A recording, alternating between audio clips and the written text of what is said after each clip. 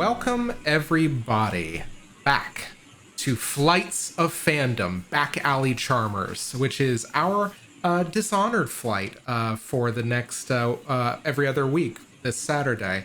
We are on episode 3, and I am, as always, your GM, otherwise known as Zach, otherwise known as Great Zamino, one of my many criminal aliases. And I am joined by 4 incredibly awesome cast members today.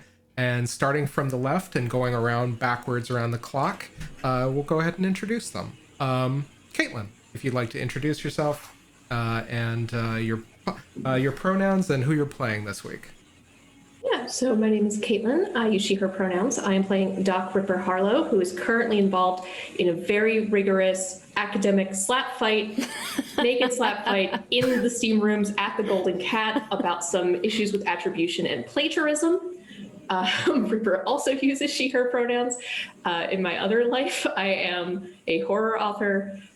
I've written books like Yellow Jessamine and the Luminous Dead. And if you go on my Twitter, which is at @CSEE_Starling, there's currently a lot of discussion about a really freaky pelican statue that I saw yesterday at the museum. So check that out if you want to need some eye bleach. It's really buff. I'm so morbidly curious now. I need to know. Moving down, apropos, Marcy, if you want to go ahead and introduce yourself. I do, but right now my brain is just like, what makes a pelican statue buff? And that's going to haunt me for the rest of the sessions and today. So hi, I'm Marcy, aka Experimental Madness, and I'm really excited to be getting back into the swing of things. I am playing Grissell Wick. While my pronouns are she, her, Grissell doesn't understand what a gender is, has never seen one, but will be fine if you utilize she or they. Excellent. And then going back around the clock, Morgan, go ahead and introduce yourself for us. Hi, I'm Morgan. You can find me on Twitter at AzingerMM. My pronouns are she, her. I'll be playing Antha Blackwell, our resident spider and long-suffering ex-Oracular Order sister, whose pronouns are also she, her. I have seen the buff pelican that's on Caitlin's Twitter, and I kind of wish that I hadn't. I gotta know. Yeah, take that as you will. Excellent. And finally, our by the grace of the outsider, David, would you kindly introduce yourself? Yeah, so I too am curious about the buff pelican. I'm worried about it. I'm concerned about it. I'm intrigued by it. But that said, I'm David. He, him. I'm a graphic designer, an illustrator, and a game designer. If you want to check out my game stuff, you can go on over to dbb-8.itch.io. And this afternoon, I am playing Maxwell Wick Shamwick, our slide. And I just have to note, everybody came up with such a fantastic Dishonored names. I'm so happy, because usually naming PCs and NPCs is usually my superpower. So I'm glad to be taken to task. This is great. I saw it. There was a lot of wiki trawling involved. Like, okay, what is a Dishonored name? Like, what's the lexicon? What's the vibe? Antha went through like 12 names before I found her. Like, there was a list. Harlow was Harlow Ripley before I realized that Ripley Harlow just sounded better. But also, yeah, you saw the buff? I saw it. I'm looking at it with its bulging red eyes. I hate it. I'm just gonna derail this whole thing. Is this what pelicans look like in the? Is this what pelicans look like in the Dishonored universe? Don't like it. I don't like it. Is this honestly the true form of the outsider? Caitlin, can you drop a link to your Twitter thread into the chat? Yes, I can. Give me it 1 has second. bat wings and frog feet. Everyone needs to know It's what we're got looking at. 4 limbs plus wings. Nope. I think that makes it a hexapod. It does. Guys, we're gonna put the game on hold. I gotta figure out what's wrong with this pelican. If you put high note for the session today. Everything else is like Well, nothing to if you compare. put the link, then people that are both tuning in live and going to be watching it later over a VOD can all experience the collective I'm getting horror. it. I'm getting it. It is while I'm getting it. I can David tell beat you you, to it. if you ever have the chance to go to the Art Institute of Chicago, it's there. I'm gonna You can burn see the it institute with your to the own two ground. eyes. Fucking hell, this pelican is yoked. Holy shit. No. No. Who is responsible? No.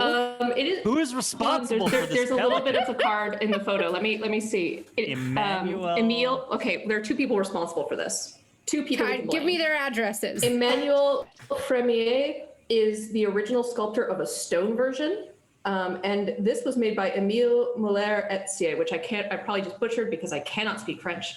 But the two of them combined have made this creature. And hold on, here's And the we're link. all the poorer for it. Why? though? It has a buddy. I want everyone to know that. No. It should not have any friends. It has the buddy is not as bad, but it is a really weirdly proportioned bull. Which is, it's more of a bull than this is a pelican. This is starting to But sound it's like still proto weird. furry art. Yeah. No. I'm so upset.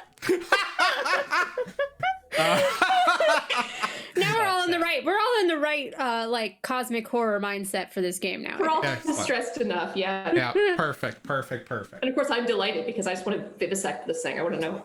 No. I want to know what's in every one of its little toes. No. Huge toes. It's very long, unsettling toes. Oh, we're just gonna bite this little piggy and then cut off I'm this one. out. I am out of Wizard Town. So I think to get us back on track. Segway.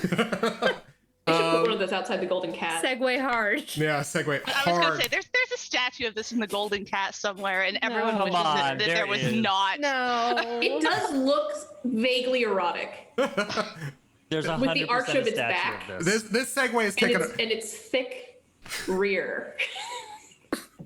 it definitely has a juicy pelican rear. Anyway, Cut the stream. Cut it. Let me Cut the stream.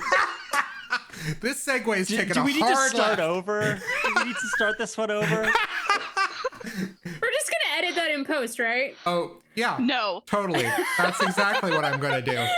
the world needs to know. Oh goodness me. And say I'm sorry, but I'm not sorry. It's the best intro we've had to one of these streams yet. We do what we can. So I will get us back onto the other track of horror here.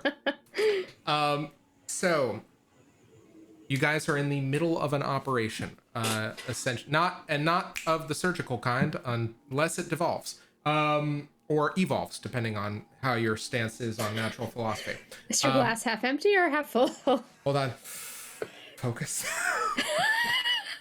So you guys found yourself in the middle of a heist. You are currently in the process of surveying the richer, let's say, clientele of the Golden Cat, a haven for sex workers within the larger Dunwall city, a city of Dunwall rather, adjacent to the Dunwall distillery district. And what you are finding is, and you've kind of traversed a number of obstacles to get here.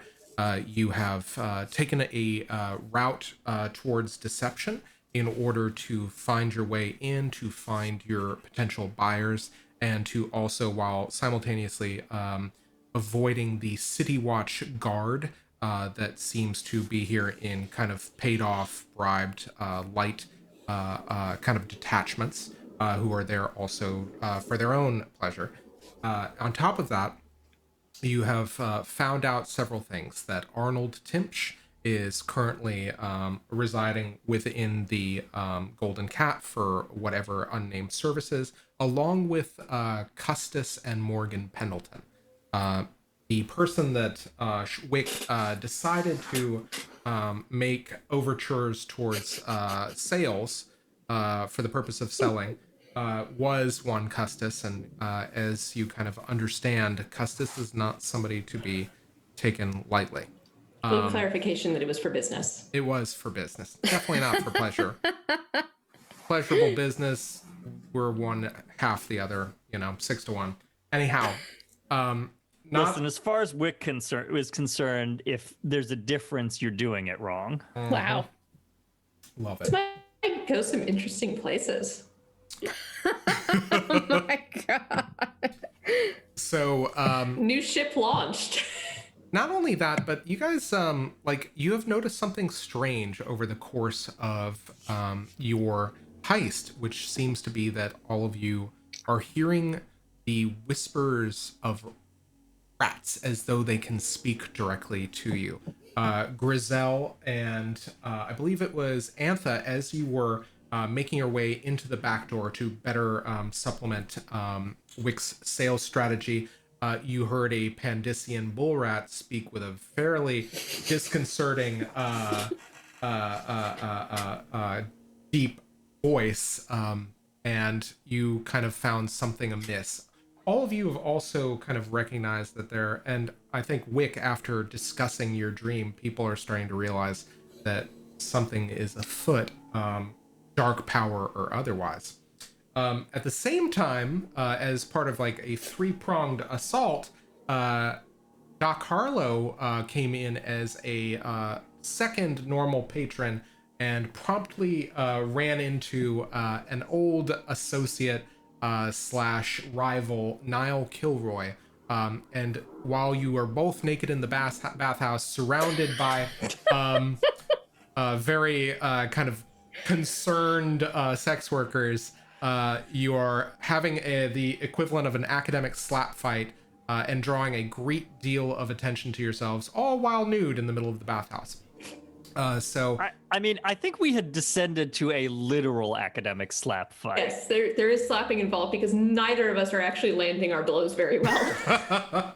Yeah, I think that when Niall did connect, I think he probably either sprained or broke a knuckle. And so, yeah, I was going to say, you guys are just a fierce display of martial and intellectual prowess right now. That said, there is something else that happened at the end of the episode, which is that, as if to acquiesce to your request, Wick, for a variety of pack of sex workers, as it were. A variety pack. Yes. Happy hour special. Happy hour right. special. Several hometown hotties. Music to Wick's ears. Were involved. So yeah, you realize that there is kind of that same similar whispering at the back of your head that you experienced when you were making eye contact with these rats. It seems similar, but indistinct, as though almost like background static radiation as you look at one of the workers, namely a woman named Carissa. So it is with this we kind of enter our heist and kind of pick up where we left off. Before we do, however, I do want to say that I did use an outdated term last episode. That was on me. That was my mistake.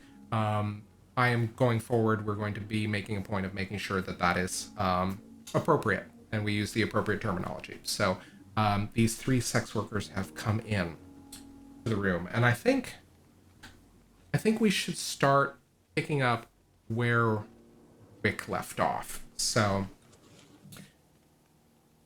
these 3 lovers, potential sex working providers of sex work services unto you, Wick, are looking at you. 2 of them looking kind of, and you've kind of, as a slide, as somebody who has practiced at deceiving others or conning others and grifting, you know that 2 of them are looking at you with kind of feigned looks of interest, feigned looks of desire. However, one of them is looking at you with very distinct interest, and you realize it's Carissa. And as the 3 of them kind of look at you, Custis over to one side, watching with interest the City Watch member with whom you have kind of smuggled a bone charm that may or may kind of affect his force of will. I want to know what you do. Yeah, so let me give a quick physical description of Wick as a recap. We see a young man with ice blue eyes and swept back dark hair, dressed in with sort of what's the Italian word? Sprezzatura. Dressed in a very elegant manner, but also in a way that looks as though he just threw this on without any thought. He's wearing fine clothes that are very slightly out of fashion, just a season or two. And I think we see Wick taking Carissa's hand and just sort of like slowly withdrawing from the sort of initial like hand kiss or handshake with which he greeted these three, and I think he will say, "Well, they have certainly trotted out their best, which I truly appreciate. My friend, if you will excuse me, I will be back in, I have to limit it to an hour. I believe I made a promise to you. So, I'll see you shortly.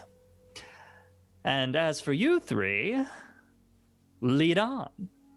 And he will sort of put his arms around the two that are not the two people who are not Carissa, and sort of look meaningfully at Carissa in a sort of a come hither. Are you trying to do this surreptitiously, or is this kind of... Oh no, I'm not being surreptitious in any way. Excellent. Okay. Tell me something. What is it like when you look at Grissell, or like when you kind of have close contact with Grissell? Like, is there kind of... And Grissell, you can answer this as well. Is there kind of like, what is it like when there is that feeling of kind of power kind of passing between the two of you, or at least Grisell's power? Interesting. I'm kind of curious what David thinks, because if it's Grisell's power, she might not be as aware, because I think she delights in people's discomfort. Yeah, I mean, Wick's sort of like overwhelming impression of Grissell is just sort of like off-putting. Like, Wick, I think, is Wick is a man of expansive tastes in human beings, but is also fairly easily squicked out. So those two things are kind of in constant conflict in him, and I think initially his sort of initial impression of Grissell would be kind of a like, ho ho, what's this? A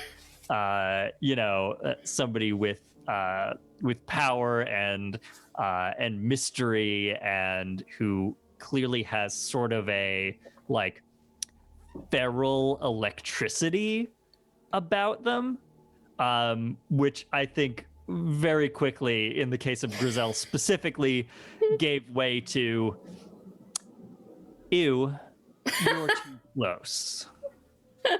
It's like when you bite into like a really good meal, but you your teeth just come down hard on the tines of the fork. Yeah. Excellent. Yeah, so as you kind of there is something about, I think, Carissa that is fiercely suited to kind of seduction. There is kind of like this eye contact as you make this come hither stare at her. There is nothing about her that is coy. There is a sense that she is looking on with intrigue and interest more than anything else, and it is like it is unto watching is unto somebody who is hungry looking at a meal. Okay. So I actually would like to then talk to her specifically when we get back to whatever room they've reserved. Mm-hmm. I think that you guys ending up in the gold room, and I believe it is some time that passes, and if there's anything that kind of would kind of occur, I'm going to go ahead and just kind of draw a veil over that. But I think at some point you do find yourself. I mean, Wick is sort of like, as much as he would love to just get down to business, he has business, so he's going to deal with his business before he does his business.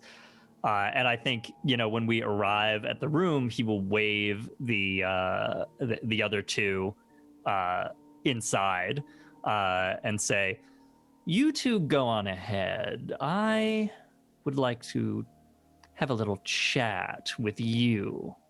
And, to Carissa. Yeah, and I think Carissa, there is a... And is there maybe a doorway vestibule kind of area absolutely. where... There's it's like a screen. Basically, there's a very large, expansive screen that takes about half of the room, kind of bifurcating it. And so, yeah, I think very clearly you have this kind of almost lounge area that you have to yourself while the other two kind of make their way around the screen and with kind of practiced seduction begin kind of giggling and kind of making interesting noises, but all of that fades away. All of it seems to melt as she has this intense eye contact with you. Yeah, I want to kind of post up we'll say Wick leans against one side of the doorway on the near side of the screen across from Carissa and sort of looks her up and down. And you're giving me a look. Well, it's very rare I often meet someone so gifted. Well, I'm flattered, of course, but to be fair, we've only just met. You hardly know me. Oh, How can you determine that I am gifted? I assure you I am, incredibly so, but you seem to have some foreknowledge of it. Tell me about that. Well, by which I mean tell me about me. You've taken a walk with him, haven't you? The outsider. Wick stiffens, and his sort of his demeanor gets decidedly less casual. What makes you say that? You have the smell of someone who has walked into the void and walked out. And what does somebody who's working at the Golden Cat know about walking in and out of the void, Surprising number of things. My question is, what would you like to know? Specifically. Who are you? A woman with a name. Carissa Edgewater. And she holds out her hand as if to wait for you to kiss it. Well, Miss Edgewater, I am, of course, pleased to make your acquaintance. But that doesn't exactly answer my question. You came here seeking something. Here. You mentioned something about... What's your concern with, Lord Pendleton? Business. Oh, what kind of business?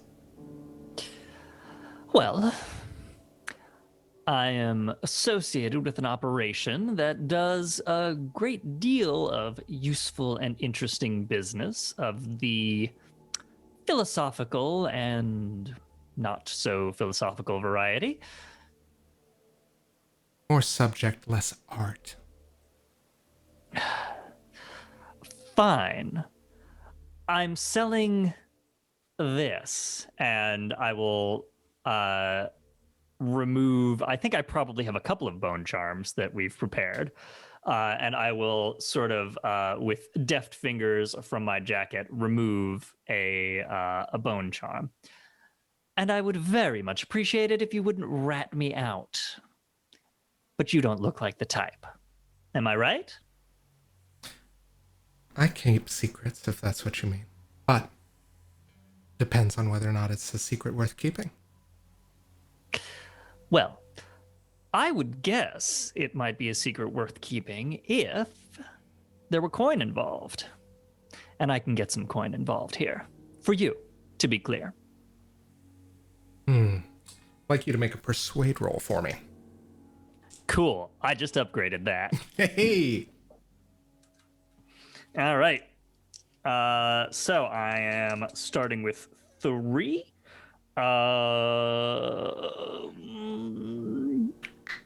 Okay. Do I exceed Carissa's level at all?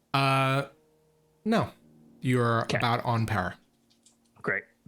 And I don't think I have... No, I don't think I have any abilities here. Would you like to stress, kind of push yourself, or would you like to Nah, consider... this doesn't seem worth it. Okay. So I'm just going to roll these. Hey, I got a crit. 2 6s. Okay. And she looks at you, and I think with a crit, I think, well, I'd be interested to see what you have on offer. Coin seems trivial, if we're being honest. Fair enough. I'm hoping to arrange some business deals here at the Cat, and you, as a discerning woman of taste in whatever that is, seem like somebody who would maybe work as a pass-through. Perhaps. And if you want to dip into the merchandise, by all means. But again, the coin part of that is important. Show me. And I place the bone charm in her palm. Grissell, what does this bone charm do? This particular bone charm, and I'm going to assume that, Wick, how well did you memorize what each of the bone charms that you have on you for display do? Fairly well. Wick's whole thing of like, I don't know what the fuck this is, I don't care about it, is a bit of a put on because he wants to seem cooler than some superstitious commoner who is into bone charms. All right. This bone charm in particular sort of shows you where, like, it's like a magical compass, essentially. When you want something, or you're intent on going someplace or getting something, it knows intuitively and will sort of guide you in the correct direction. You will just know exactly where you need to go or where the item is. Cool. It's sort of like a locate object spell. And yeah, as yeah, what are you? Sorry, I didn't mean to interrupt. I was just saying that was cool. And as you place this bone charm in her palm, oh, it sings. It sings. See, what did I tell you? The real deal. Who made this? I was about to ask. I had a question. What's that? Can other witches or denizens of the void know the touch of somebody else who has been dabbling in the void? I'm going to take 3 dice and we're going to find out. Boy. That's a 6 and a 5. Well. Yep. She literally just says, "Who made this? You didn't. Clearly." No. Do I look like the sort of person who makes that? She just tilts her head at you. No, I don't, obviously. I'd be interested to meet her. That, I think, can be arranged. Again, if we're talking about a business deal. Oh, I imagine there's a great deal of business we could discuss. And it's on that note we're going to cut. So I am going to roll 1 die. High, we're going to check in on Dr. Harlow. Low, we're going to check in on Grissell and Antha. Okay. High. Doc. Yeah. It's not going well. No. Yeah, let me see if I can change this this tone up a little bit. I imagine that all of the workers are just like pouring each other glasses of wine or whiskey and just like sitting back and watching this whole scene unfolding before them. I'm imagining that this is like the unofficial entertainment of the night for a lot of people. Yeah, like I think you just what was that? I think you hear one of the sex workers just kind of say whisper to another, "Was it this be a lot more juicy if I understood what they were talking about?" And yeah, like describe for me. I'll tell you what. Doc, why don't you make me a fortune roll with whichever attribute you would like, and kind of describe for me how this is going in the context of that roll. You may push yourself as normal if you want to have like, how do you want this argument to like advance? Well, given that I'm supposed to actually be doing work here, and this is the opposite of any of that, I think I'm going to push myself pretty hard to not have this happening. Unfortunately, the only thing that I have a lot of skill in is tinkering with stuff, and I don't really want this to devolve into a tickle fight in the steam rooms, so I'm going to go with maneuver. Okay, excellent. I'm just trying to like get his arm behind his back in a way that will make this academic be like, "Oh, no, stop." So we'll see if this works. I only have 2 die to do it, so oh boy. Mm-hmm. Yeah, Harlow looks very impressive. She looks ripped, but she's not really. She's just like wiry and skinny enough kind of naturally that her tattoos It's just in her name. More. Yeah, it just makes her look more intimidating than she is. She's just really good at like finding weird stuff that academics like. That's all. And there isn't anything in this steam room that academics like, except I suppose whoever he came in with. Not gonna get into that. So, all right. A 4 and a 2. Excellent. Okay, 4 and a 2. I think that like my question is like, you know, how does this is a mixed success. So what does this look like? What does a mixed success look like for Doc Harlow? Is it is you fail to kind of restrain them, you're getting distracted, other people are distracting you? I feel like there's just enough like sweat and possibly oil involved that we just end up on the floor. Possibly Harlow is on top of him, but not in any like controlled way that is likely to hold him for very long. But I'm just thinking like what was it, like frogs in at like the base of like a pond or something. It's just it's all kinds of awkward. I think and she is shouting this like, Niall, let's calm down, let's just go get a drink, we can talk this over. I think at this point with a mixed success, I think you have some success kind of like calming him down. You can't physically restrain him, so I think what ends up happening is a City Watch member kind of intercedes and like literally I think it's the one that Wick encountered that like ran down to the nudie fight. essentially, and kind of goes up and says, "Look, I hate to say this, but this is no longer interesting, and I'm gonna need you all both to leave the premises at the earliest possible convenience."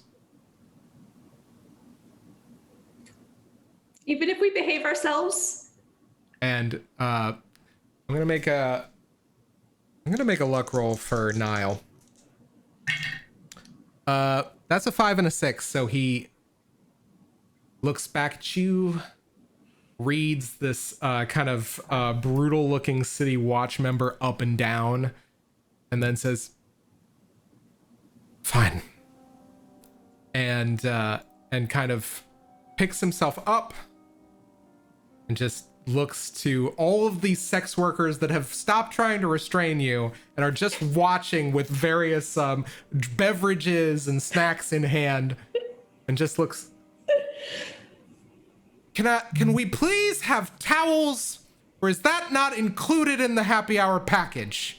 And at which point one of them kind of like, all of them look expectantly at everyone, and I think the youngest or the newest sex worker in this just looks at everybody and kind of gets up, and whilst wearing a negligee, grabs 2 very large wrapping around towels and just says, "I can also grab your clothes, unless there's more to this, and this is more of a it's more of a scenario, sort of." It's like, yeah, Niall, I never picked up anything, but I guess if there's something. and Niall says, "Of course not," and grabs the towel and looks very flustered. Ripper's a little bit relieved. Okay. She really didn't think it was going that way, but like, she's been wrong before on this sort of things. Excellent. So you guys grab your towels. You reclaim some measure of modesty in the middle of this very kind of this very lush bathhouse. And where do you guys go? Are we like forcibly escorted off the premises, or are we, if we behave ourselves, are we gonna be allowed to at least like sit in the main room? I think that the impression is that you get is that you are being afforded as much courtesy as a city watch officer typically affords anybody.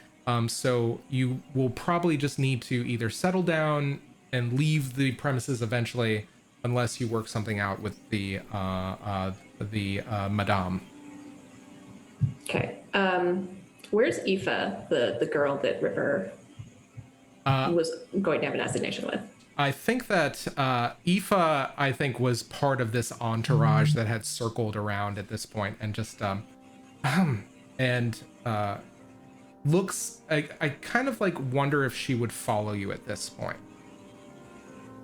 Do you kind of signal her? What do you do? Definitely meet her eyes, and it's half like, do you have the pool that I can just stay, and half like, okay, we at least should like say goodbye. You can absolutely. Is Dr. Kilroy just leaving, or is he also like waiting for me to do something? I think he's looking at you expectantly, and kind of like, I think is like, I will have no satisfaction until I've had my say, kind of look. But at the same time, if you would like to exchange a word with Aoife, you just tell me how you want to do that.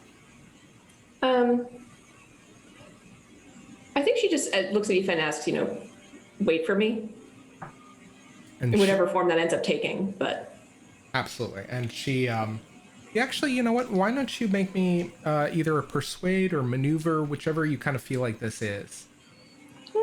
I will do a persuade. Not the Ripper's the most persuasive, but we'll try. Cool.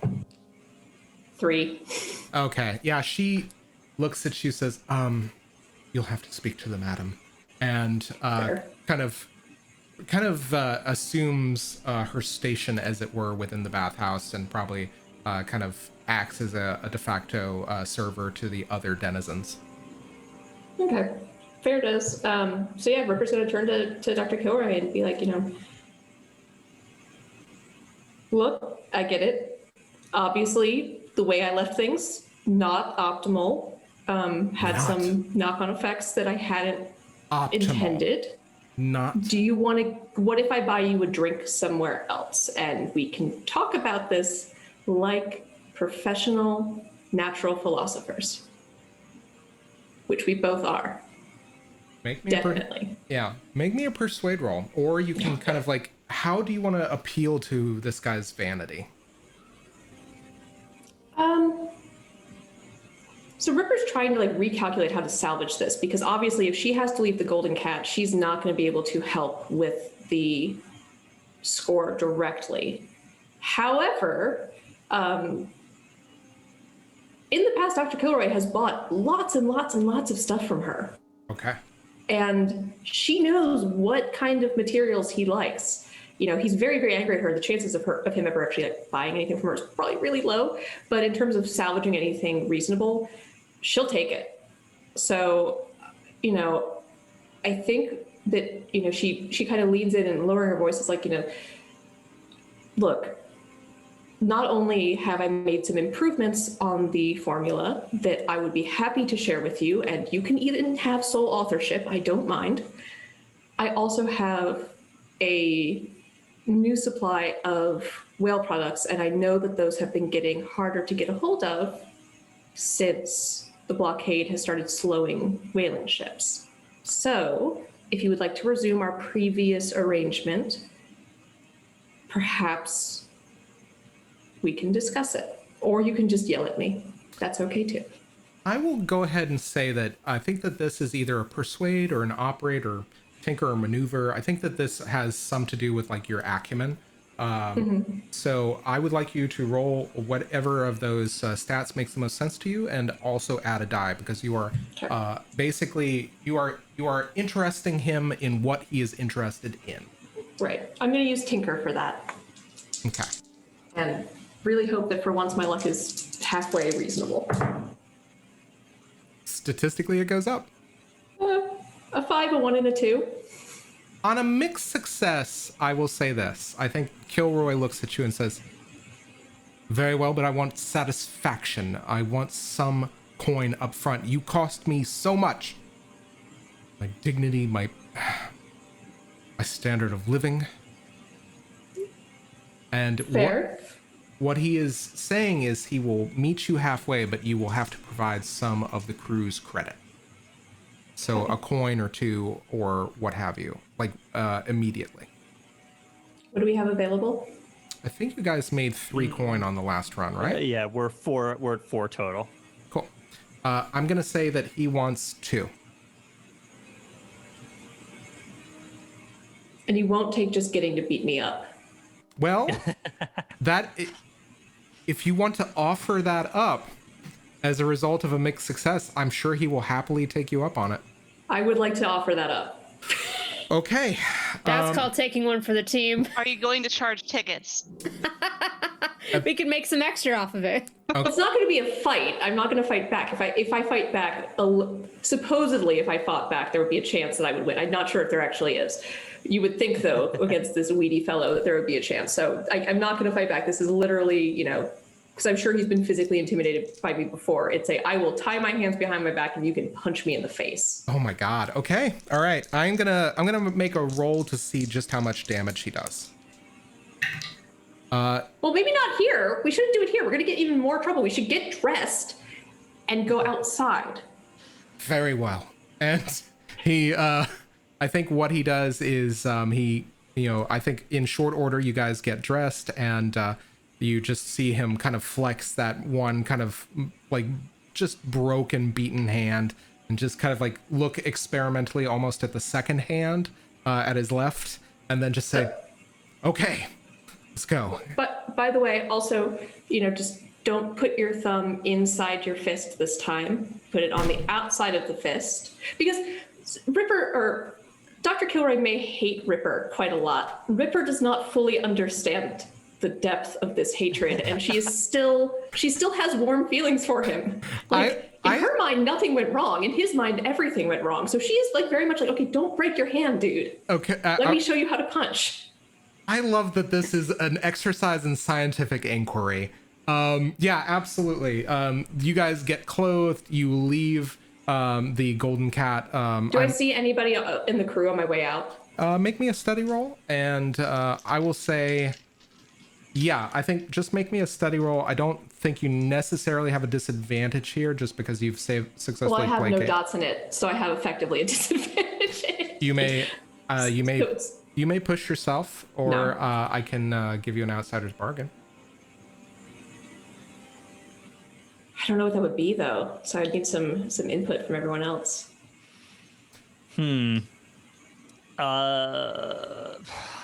Okay, here's my first thought.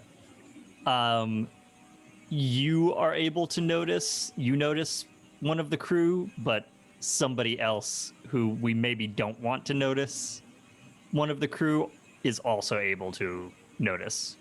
Or that somebody else notices like a look and sees that there's a connection that there shouldn't be. Yeah. That could be interesting. That seems like something that would happen to Ripper. That seems in line with her day. Okay, take one die. Okay, so it's just going to be, since I have no dots, that's just one die. Just one die. Cool. This is worth it? For science. It's 50-50. 5. Okay, mixed success. So I will say this. I think that Wick is busy right now. So I'm going to say Yeah. Grissell or Antha. Who do you Wink. know? Wink. Actually, I will tell you this. You notice Grissell, because it's very hard to miss Grissell when she enters any place. What are you talking about? When they enter any place, there's a distinct feeling of Grissell in the area. And as It's because she doesn't bathe.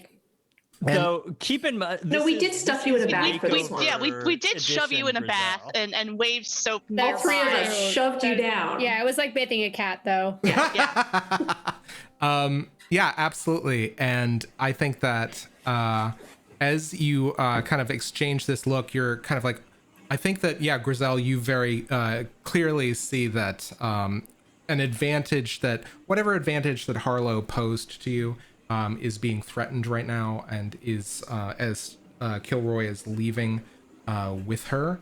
However, you kind of see, you get the feeling that somebody has noticed the two of you, and you, I think, see somewhere in the lounge area of the Golden Cat an unfamiliar looking man who appears to be wearing, I think on a mixed success you're not going to know. Yeah, you just notice a man who seems to be in fairly casual kind of working class clothing, who is being afforded some attention in the Golden Cat for some reason. And that is where we're going to cut away from Harlow and Kilroy and check in on our duo. Antha, Grissell, what have you guys been up to now that you've made your way through the back door after picking the lock? One, I feel like I have a guess on who that person was, but I'm going to keep it to myself.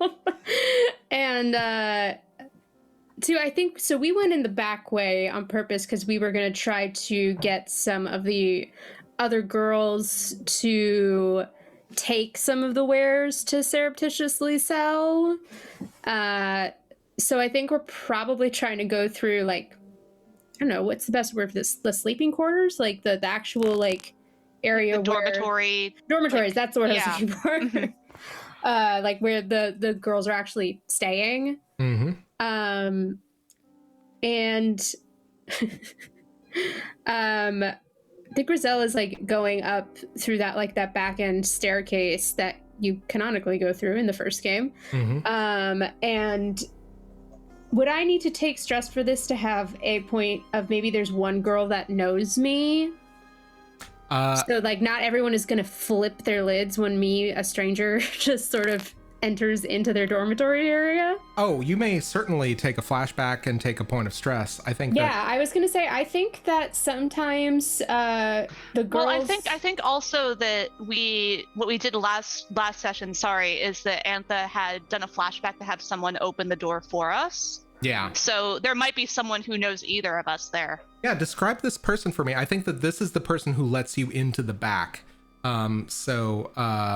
like, do you think that you would make contact immediately after, or do you think that like she would kind of have, or they or he would have you meet elsewhere in the Golden Cat? I don't think we would have met immediately. I think it would have been, that they'd done this at the start of their shift and that at some point we'd find them. Yeah. Okay. Yeah. Yeah, so I will tell you this. Yeah, I think that at this point then, take 1 stress. Well, you don't need stress because you already did that flashback.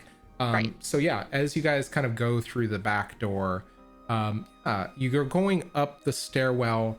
What are you looking for specifically? Well, I think we're looking for, just to reiterate, I think because these are two things that might be different, because 1 is letting us in and 2 is we need the girls to sell some of the stuff for us. Oh, that's fair. Yeah. Or to move some of the products. So that is who we're looking for, or at least that's who Grissell is looking for. So she's still going to the dormitory specifically. Okay. I mean, it could be the same person if they just like casually left the door unlocked. Though we did describe you specifically picking the lock, did we not? No. Oh, okay. So yeah, that's then right. if they just casually left the door unlocked and then went about the rest of their business, now you could still be looking for that person. Yeah, I think the hard part of that was you literally braining the City Watch member.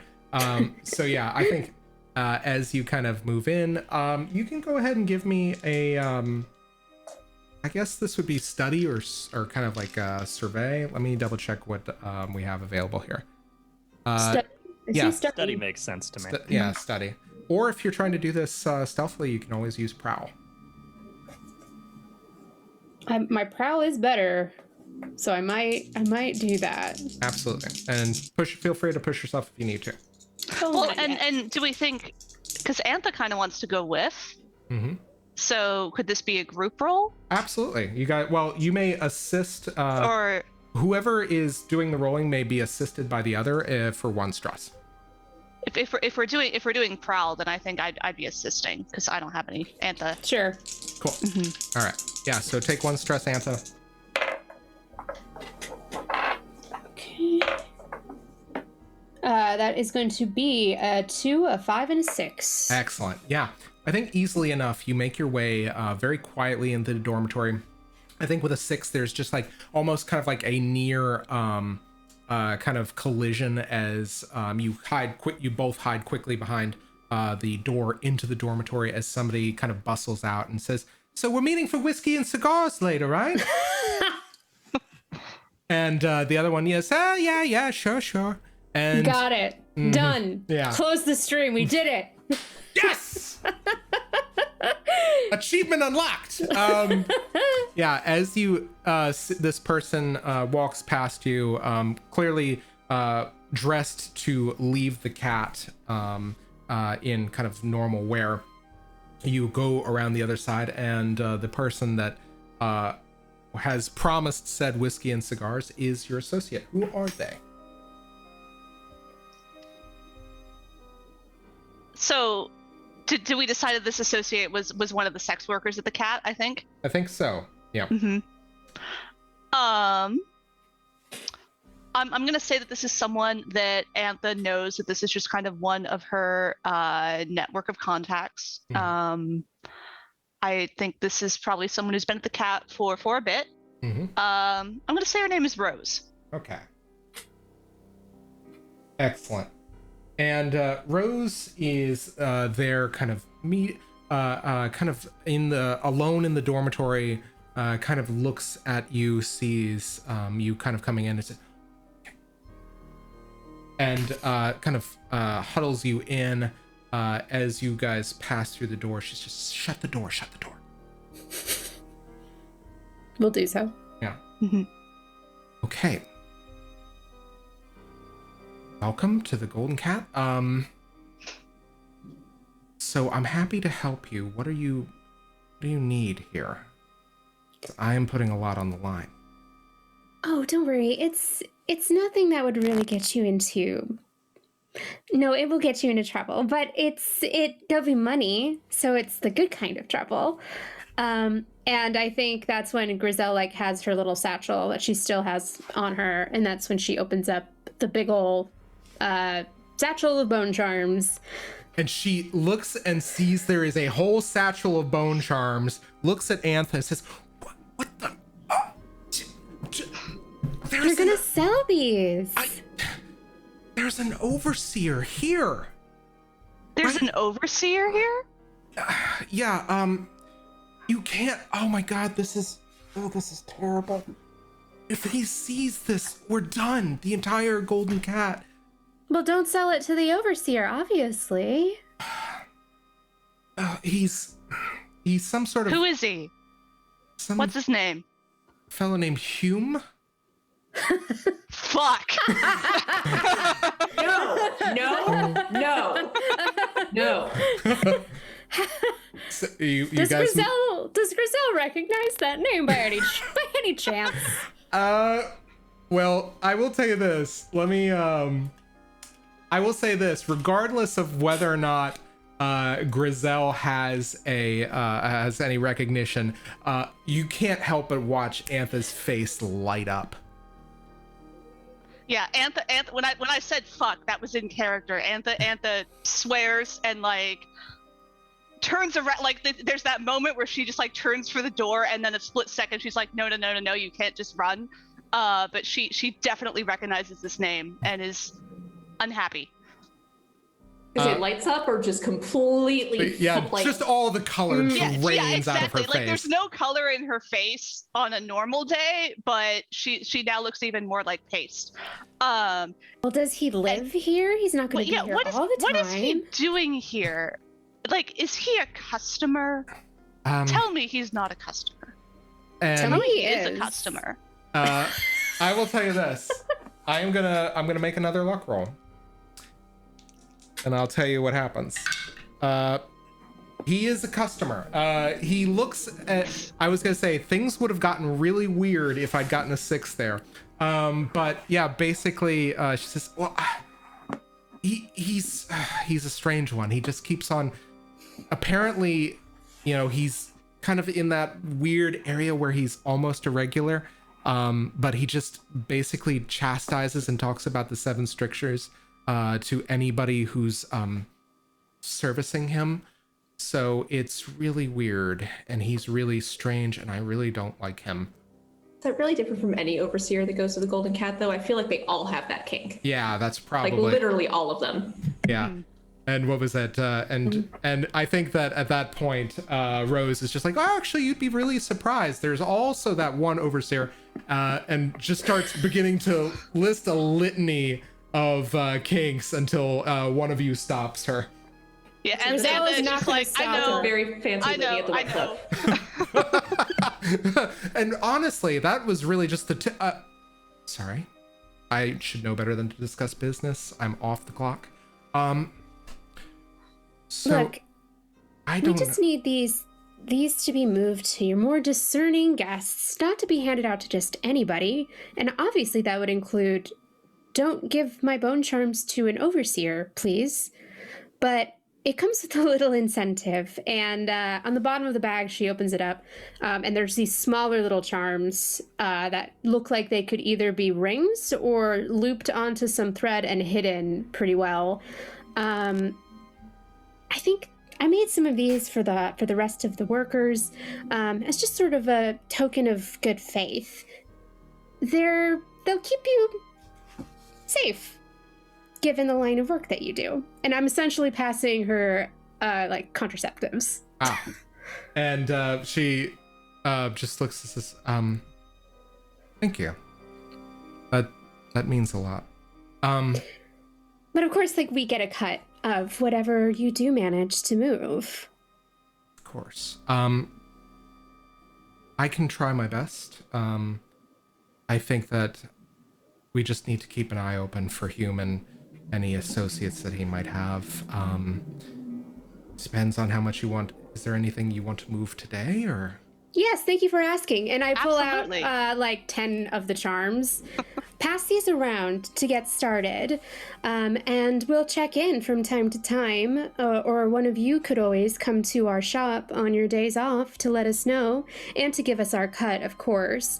And don't worry, I will know exactly what you've sold. And there's just that little hint of like, she's smiling very congenially. He's like, so, make sure that when you come and you're giving me the correct amount, that it is in fact correct. And yeah, I would like you to actually roll a command, because I think that that's exactly what that is. Cool. Yeah. Is she at my level or lower? Oh, I think she's at your level. I would say actually with the offering of the extra bone charms, make sure you're marking that stuff off on your load. Yeah. I literally just put pile of bone charms. Excellent. That's what it is. And A heavy load or? Well, I don't have anything else with me really. Yeah. Okay. So roll an extra die. Okay, great. Yeah. Oof, that was nice because technically I didn't have anything in command. Excellent. So that was a 5. Excellent. Okay, and I think there's this trepidation. I think it's a little bit intimidating. I will say what a mixed success on this looks like is you sense that you don't really kind of allay her fear. You get the sense that if someone like her is caught holding the bag, she will rat you out. But for the time being, that is not the case. That's great. I don't think Grissell really fears the Overseer so much as she thinks it'd be fun to annoy them. Mm-hmm. Okay. And on that note, yeah, so I think you two have secured your objective, as it were. My question... Antha's going to ask Rose, like, where is Overseer Hume? How long has he been here? And I think which room is he in? And let me quickly pull up my map of the Golden Cat, because that is the thing that I needed for this game. There is the interior, I believe, is the Ivory Room. She just says to you, he's currently in the Ivory Room. Is there there's just a very nice it's him and I think that one of the other men, and I was hoping that perhaps I think that he's got a small detail with him. I don't know, that's what I heard. Thank you. Antha is just going to chew on this for a while. She's certainly not going to discuss this while Rose is still in the room. Yeah. Okay. So, yeah, my question is, now that you guys have accomplished this objective, how are you moving around the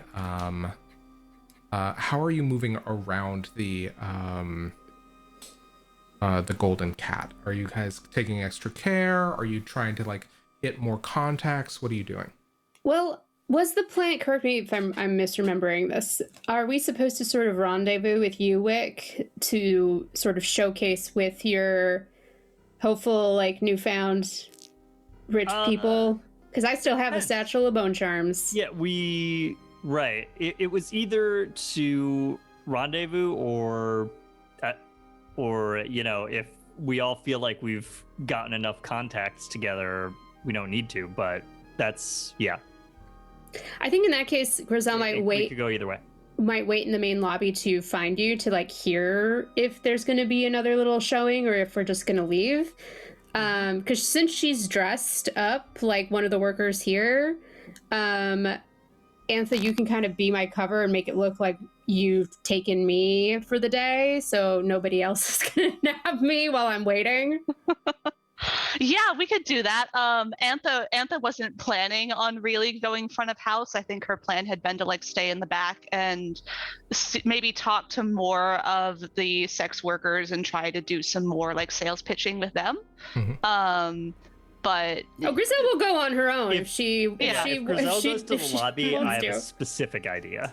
I mean, Grissell is definitely going to. Antha does not want to go in the lobby at this point because Antha does not want to be seen by any overseers who might be around. Oh, but it would be fun. Think of the look on their faces. Yeah, fun is really not the word that I'm thinking. Fuck him up.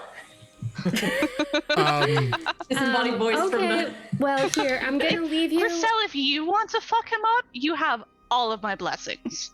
If I do that, that's definitely not going to be very quiet or subtle, and the rest of the staff might know. But if you don't care about that, I definitely will do it. But somehow I think that Wick might not like that.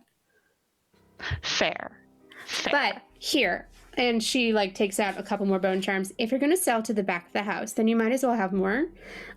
Tell them specifically what the cut is, and make sure they understand the fact that I will know if they are lying and in fact did not sell these.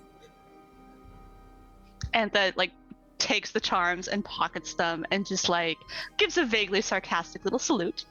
And Grissell will absolutely mimic that and make her way to sort of the main lobby. Okay. I have started an 8 o'clock, by the way. Oh dear Lord. That gentleman who you realized probably saw you could potentially be somebody you don't want to encounter. So I have filled an 8 o'clock and I've ticked it 3 times because he just got 1 success. I'm assuming that as Grissell's going into the main lobby, this is sort of where time catches up, and that's where the doc kind of made eye contact with Grissell. Yeah, absolutely. And I think that if we could, we can actually fast forward a little bit. So I think that the time that you were waiting, Wick, has expired.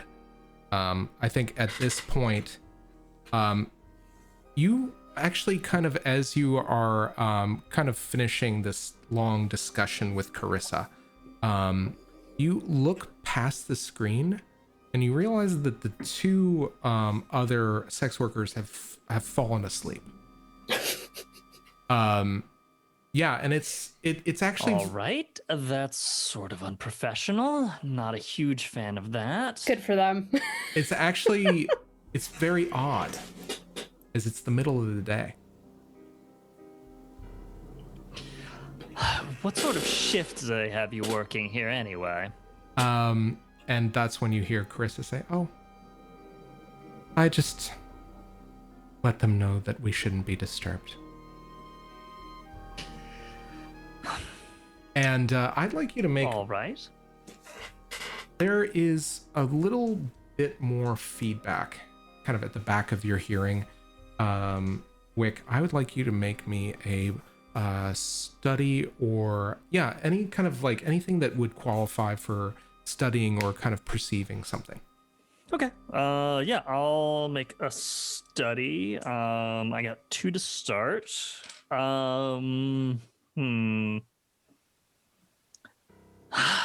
This seems like worth pushing myself for some reason, so I'm gonna take a 3rd and take 2 stress here. Okay. As well. Let's see how it goes. Okay. All right, 1-6. Okay. As you are, kind of making sense of Carissa and understanding kind of the situation that you are embroiling yourself in, you hear another voice. A small voice. "Oh, she's one of those terrible people. Saw her walking over those bones that burn with power in the place where everyone else seems to suffer so. The meat so soft, so tender. Oh, it sings to our noses." And your eyes follow down, and there is a little mouse hole in the boarding of the room, and you see a pair of eyes and a twitching nose following your eyes, or meeting your eyes in as if in trepidation. I say to Carissa, "You heard that, right?" And she cocks her head interestedly at you. "What do you mean?" Nothing. Never mind. Don't worry about it. No, nothing at all. Nothing at all. Nothing at all. Listen, I think I've made it pretty clear here that as much as I would love to engage in what I am ostensibly here for, I am here with a different purpose. What say you and I go meet this friend of mine? I would like nothing better. Fantastic. And Yeah, go ahead. yeah, I was going to say, are you going to rejoin Custis then? Yeah, I mean, I think I'll start heading back to the lobby. And you see, as you're leaving, you just hear, "Oh, out in the alley, the bones. Those people are suffering." Shut up. Okay. And yeah, you just see the eyes turn and just dart through the recesses of this mouse hole. So as you, I think that it's at this point that you rejoin sometime moving towards Custis. And as you kind of walk and traverse the rest of the Golden Cat, you notice Carissa has this unnatural grace about her. She seems to move with this purpose, this fluid motion. It's almost as though she's a dancer of some sort. It's very evocative. There's just a quiet power there. Do you do anything before you rejoin Custis? I'm just sort of generally keeping an eye out for Antha and Grissell. Okay. So my goal is to just move through the cat in such a way that I'm covering maybe a little more ground than is necessary, lingering a little bit, and just sort of like quietly trying to keep an eye out for my compatriots. And I would like you to go ahead and make me either a study or a prowl roll, whichever you kind of feel like is appropriate here, or a maneuver as well. Cool. Let's do prowl. I only have one die in that, but it feels like I'm trying to be kind of subtle, so I want to see how that goes. Do I want anything with that? Devil's bargain. Yeah. Does anybody have an outsider's bargain we can use? I feel like you might see Grissell, but the stranger that is possibly tracking us also gets to tick another thing on their clock. Like that a lot. Yeah, Right, absolutely. like I spot the stranger for the first time. Mm-hmm. Yeah, I like it. Great, I'm gonna take another. All right, 5. Okay. So on a mixed success, I will tell you this. I think you spot Grissell as they are in transit. So I think it's almost kind of like a little bit like ships passing in the night. You share a kind of a knowing glance, but that's when you see just off in the distance. I think you guys are probably in the central area. There is a man with a shaven head, once again wearing kind of like lower class clothes, who's kind of seemingly looking around the Golden Cat with a purpose. And there are several other members who are kind of customers who are having their head, who also have their heads shaved, who are conferring with him animatedly. And I am going to tick the clock one more time.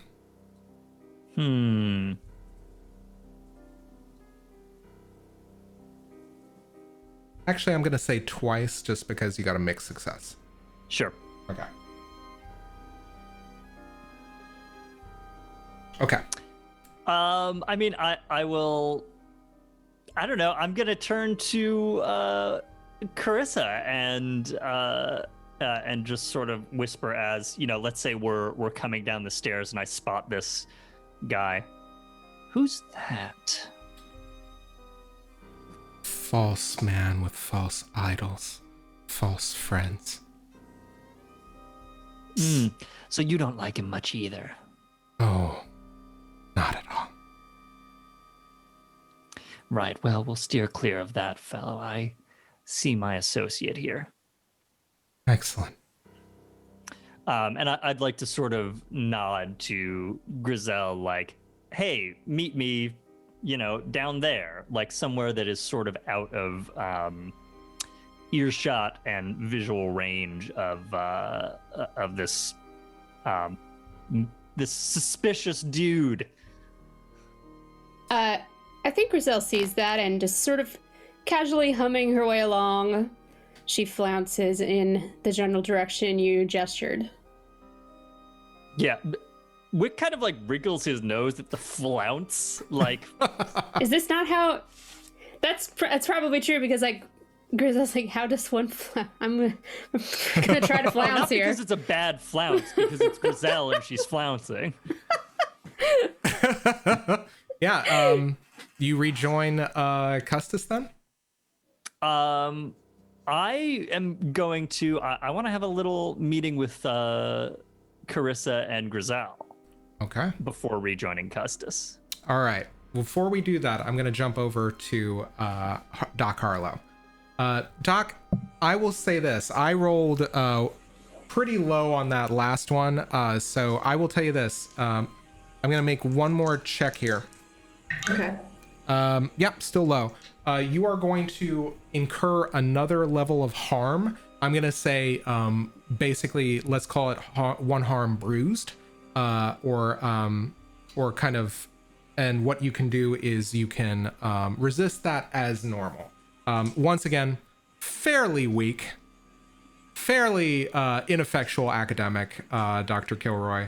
Not gonna resist it. I promised him he could punch me in the face. Yeah. Yeah, actually make me a roll, see if you lose a tooth. Okay. What is just what kind of? I think this is just skirmish. Okay. 3. You lose a tooth, and as you kind of like pick it up to like oh, this will be a fun experiment. I think. Well, yeah, I want to see if the root came with it or not. Yeah, and I'm going into dentistry. It's really important. as you reach out to grab the tooth, Kilroy snatches it right from under your grip, your outreach. Says, "No, this is mine. I own this tooth. This is my tooth." Right. Just cradling her face. There's just blood coming out of her face. And she's like, "Do you still want to get the drink?" Fine. And I think the question I have is, do you guys stay on the grounds or not? Well, we're outside the building, and I don't think we're going to try and get back in. Okay. So Ripper's actually going to ask you where are you staying these days? Obviously, he's probably not still in his nice apartment. And I just says, I've been trying to stay as far away from the flooded district as possible. They just, I have this house in the distillery district. There's, it's not far from off of Clavering Boulevard. Maybe you've been. All I know is just, I gotta stay, I have to keep a low profile because there's some really rough sorts out there. I will tell you this, I saw a man spit fire onto another man. Look, don't get me wrong. Very interesting in the sense of scientific inquiry, don't get me wrong. I've never seen anybody burn that quickly for that extended period of time, and I'm very grateful for that opportunity, but I don't want to be right next to it and threatened by it constantly. Ripper's like, this is, yeah, I can understand that. I mean, we've got some options. We can. There's several bars nearby that I think are still open. We have your place, obviously. Although, if you are afraid of more fire breathing, I don't have anything to help with that. Or you could come see what I'm working on. Make a persuasion roll. She doesn't have a real horse in this game. She doesn't notice that she might be doing something very stupid here. And all these 3 options are great. Yeah, excellent. It's only 3. Okay. He says, let's just start with a drink. I don't think I want to get involved in your work just yet. fair.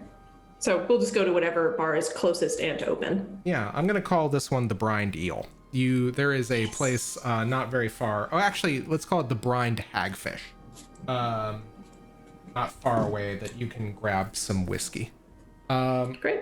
And yeah, I think that over the course of, I think the same amount of time that that Wick was kind of able to have this business with Carissa, I think that is time that you spend talking. What does this kind of look like? What are you trying to find out here? I mean, Ripper is genuinely interested in what his life has been like for the last several months. And as you still said, as it is, she does feel bad that he no longer has access to his lab. She's curious about if he's been continuing his research at all. She's a very good listener, just like she always has been. She's also keeping his glass quite full. Excellent. Make me a fortune roll to just find out what you learn. I'll give you, this will be either operate or study or tinker.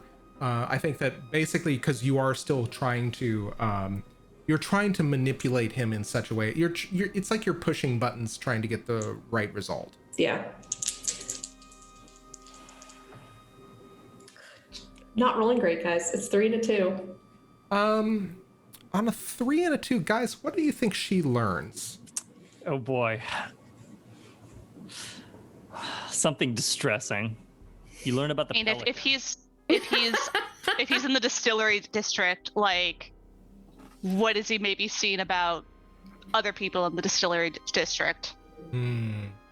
Oh, that's a really good point. So on a failure, well, there's one thing that you do find out, which is that no, I think that's too useful. Okay. So I think on a 3 and a 2 in the district, you find out that some distressing knowledge that there is, I think that you find out that Slackjaw is taking an interest in the pent-up demand for reagents and for kind of distilling elixir. But the other thing that you find out is that they have been talking a very good game about somebody having basically wasted their opportunity to get a big score recently. And probably Ripper shows enough on her face that Kilroy can figure out that would be the exact same thing that she mentioned having new supplies of. And that was you? He can't help himself. He's just there's like, yeah. If this guy were playing poker, one of the cards would be facing you. Yeah. That was you? Yeah, that's what I was trying to tell you earlier. Just lead with that next time. Oh my God, just a trove of whale oil? I know. And bones. And bones. Yes. Well, I mean, I know that was never your main focus of research, but I know that you always had a sideline on that. Yes, that's fair. But what are you doing with them? Trinkets, mostly. Largely it's to fund the actual ingredients that I need to get to make more of the stuff. There's a good market in it right now. People are scared, of course. We have someone who seems to have some facility with it. I'm not doing any direct research on it, but it's not out of realm of possibility that they work. It's a fascinating possibility. I guess I could give that some more consideration. And as I think in this time that you've been talking, he kind of moves back to stroke this scraggly goatee that he's barely able to grow. And that is when, stumbling out of a side alley not far away from your view of the Golden Cat, you see what looks to be a city watch member just kind of pulling himself up and just rubbing his head and his temples, and then stumble towards the back door of the Golden Cat. And that is where we're going to take our break. Well, that's not ominous. Somebody just left a dude in an alley before. Yeah, funny how it works. Nice of you not to kill him, but Yeah. I thought the rats would eat him. they're not that hot. There are not that many of them yet. Well, you did scare away that one too. big bull rat. Right. We did kick that one away. All right, guys, we're gonna go on break. We're gonna be back in 10 minutes. Join us for the rest of this heist. Let's see how it goes. And so it's at this moment we're gonna pick up. We're gonna do a quick segue afterwards, but I want to know, Doc, what are you doing? Like when you see that? I am not sure that Doc thinks that that's anything out of the ordinary. The back door seems a little bit strange, but if anyone has access to it, the watch is going to have access to it, right? For questionable security purposes. So I think that she's too busy catching up with her old friend. Yeah, I think. And not bleeding everywhere. She is drinking whiskey, and that is a vasodilator, and I'm not sure that's going to work out well for her, but it's making her feel better right now. Yeah, you're having this very kind of like external kind of dialogue about natural philosophy, and you're having an internal monologue about natural philosophy. So yeah, honestly, this is the happiest you've been in a while. Yeah, I feel like also like our heads are like we're like right up against one another at the bar. Like people are getting really weirded out by this, probably. Yeah, but I don't think either of us cares. And Dr. Good old days. Dr. Kilroy's face is right close to yours, and he says, "Are you thinking what I'm thinking?" We should go back to my operating theater. Vivisection, yes. And we're going to cut there as we rejoin the rest of the crew. Wick, what are you? Okay, so Wick, I think we had established you were kind of on your way to rejoining Custis. Wick is That's right. interested in facilitating a little meet and greet between Grissell and Carissa, and Antha if she's around as well. And I think Antha is not around, but okay. I'm not sure how well the workers at the Golden Cat are able to like see into front of house when they're at back of house. Like I'm not sure like if there are doorways that you can peep around or if there are peepholes or anything, but Antha is trying to do her best to keep tabs on what's going on without actually poking her head out. I'm not sure if that would be effective at all. So I am now having learned my lesson, I am looking at a map of the Golden Cat. So let me see if I can kind of find the best way to show this. So I think then we are looking at, okay. So yeah, I would say that the back of the house is pretty well obscured just because it's this big multi-story globular kind of circular room that spirals up, however, 3 or 4 stories. And there is a couple of walls in between, I think a very kind of thick wall in between that's fairly obscuring. The only place where you might have visibility beyond the back of the house is probably on any one of the balconies. So yeah, like kind of walk me through this. And what I'll do is I'm going to throw a link to this map for you guys into the chat. Yeah, let me go ahead and see if I can just grab that. Copy link address. Cool. So I'm going to throw this into our Zoom chat, and I'm also going to throw it into the Twitch chat for anybody who wants to see. Yeah, so yeah, like kind of taking a look at this. If you're in the back, you are basically in this this kind of cylindrical room. So yeah, like kind of describe for me as you're kind of making your way around. On Antha, you mean? Yes, please. Yeah. I mean, it's that thing where it's like she's up to a couple different things, because on the one hand, I do think she's genuinely trying to pitch to the girls. So she's definitely kind of like chatting with some of them surreptitiously, trying to figure out if any of them, would be interested in buying themselves. Mm-hmm. But she's also just like if there, I'm looking at this map. If there's just like a doorway that she can peer around or a screen that she can watch through, she definitely wants to keep an eye on things as best she can. Cool. Yeah, I would say there's, you know what, honestly, if you wanted to, there's probably, yeah, there's a couple of kind of, I think the entryways on the second floor where you can maybe kind of peer down stairwells.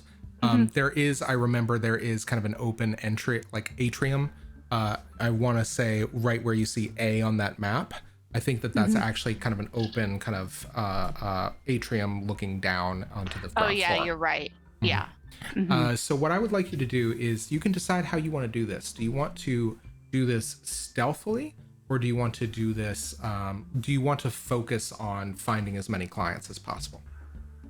I think her focus is more on the clients and like the networking. It's less about what she can see and more about like what she's overhearing the workers talking about and that sort of thing.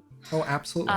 So if we're rolling, I feel like this would be study. Yeah, absolutely. Give me a study, and you can push yourself, or you can take an outsider's bargain.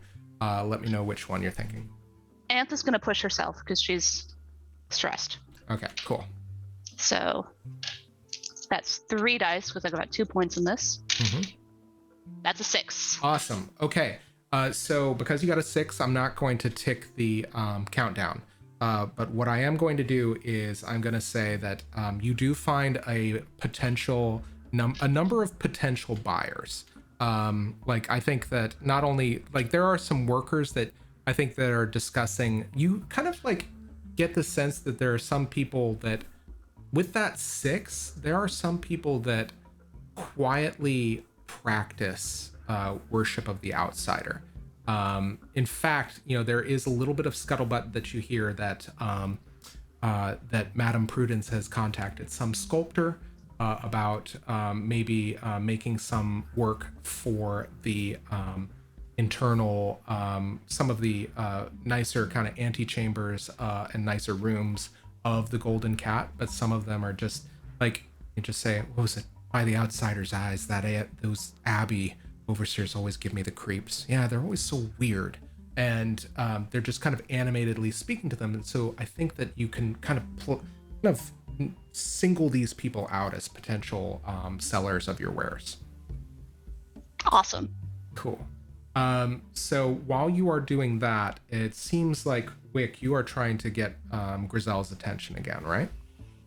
Yeah, I mean, I think if it's possible, I would have liked to have sort of nodded in the direction of maybe there's like another like sort of screened off area by the stairs. Yeah, I think on the ground level. Yeah, absolutely. I shift my flounce direction, and you're very subtle, like winks and nods. Yeah.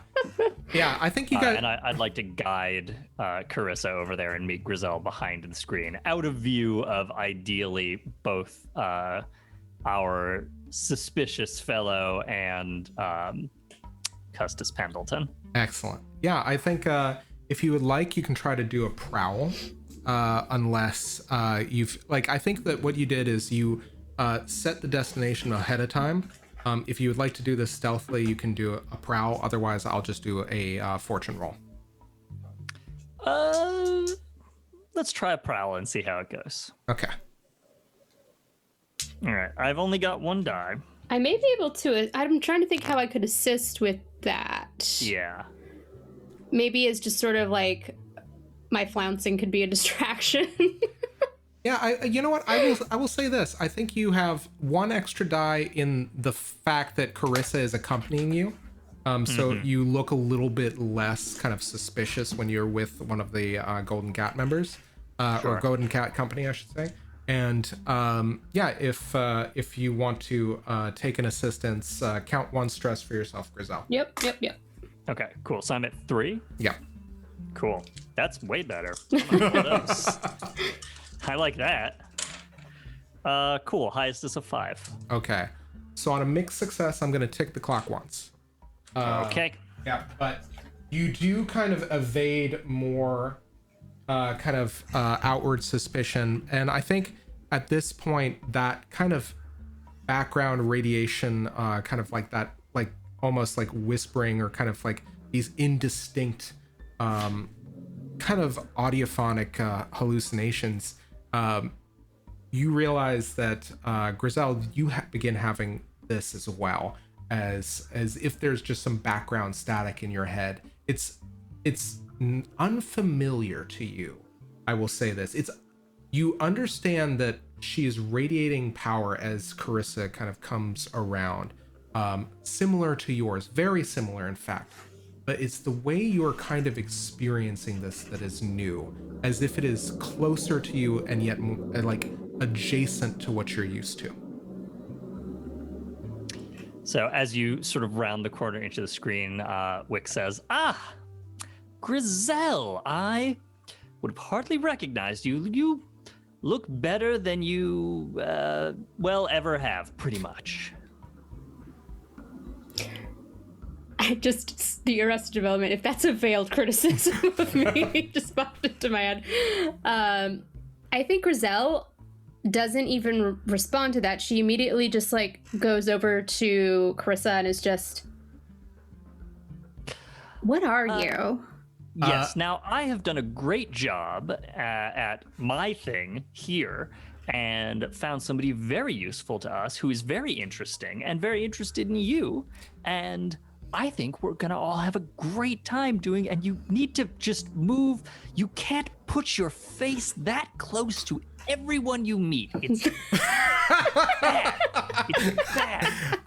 You need a little spray bottle. And I kind of take Grissell and I take Carissa and I just sort of like, try to scoot them like leave room for Jesus, kids. Yeah, This is I was witch to literally witch just going to communication. say, yeah. and that's the funniest. It's really apropos because Carissa does the exact same thing, and it's just like it's like looking in a mirror, like when you're kind of checking to make sure that the reflection is doing the same thing. I feel like it's like those two cats, like where their like hackles are fully raised, but they're both doing the slow paw with each other. Like they're like, "What are you? Let's synchronize." You're not even doing it to me, and it makes me uncomfortable. And I think that Carissa says, "You haven't been back to the manor recently, have you?" I heard the call as well. This is interesting because the scent of your magic doesn't at all feel like it should under our coven. Strange. I know a sister when I see one. Maybe I've been in Dunwell longer than I should have been. Perhaps. I know that Brigmore would happily welcome you home, sister. You're very kind yourself, sister, but what are you doing so far from the manor? Oh, just checking on my lady's interests, as it were. Well, then it seems that our two fates are similarly intertwined. I'd like you to make me a study. Yeah. Should I leave? Should I do this? Is this like a private thing now? Yeah, nothing we're saying should make any sense. I don't understand the first word that either of you are saying. They're role playing. It's fine. It's a 4. It's a 4? Yeah. Okay, so mixed success. There's just something about her manner that is intriguing you. It's. I think that, yeah, you're trying to get a bead. And I think that, unfortunately, all of you are just kind of like equally inscrutable in some regards. And I don't recognize her at all from Brigmore. You may have recognized her. I mean, there's like a lot of women have been hearing the call of Delilah, and a lot of them have been going to Brigmore at varying paces. Oh, she's new. I got it. Yeah, and yeah, exactly. You're just like, oh, you're just a newbie. You must have joined like after I did. Okay. Yeah. Is there a secret handshake, et cetera, et cetera? Yeah. There can be if you want there to be. Yeah, I think Grissell sort of finishes doing the once over and finally does take like a single step back just a little bit. And just says, so I take it then that Wick has already shown you my handiwork. He has made several promises. Well, it would be useful if we could get it into the correct hands, and many of those visit this establishment. And, yeah, she kind of looks up and says, apparently I was promised a demonstration. I see that she's holding one of the charms. Well, think about something that it is that you want, and hold it out, and it will guide you. And, as she holds it on her palm... And don't think of me because I'm right here and it's not going to work. No one would ever think of you as someone that they want, Wick. Don't worry about it. Oh, I'm rubbing off on you. And she looks at all of you. She thinks very intensely.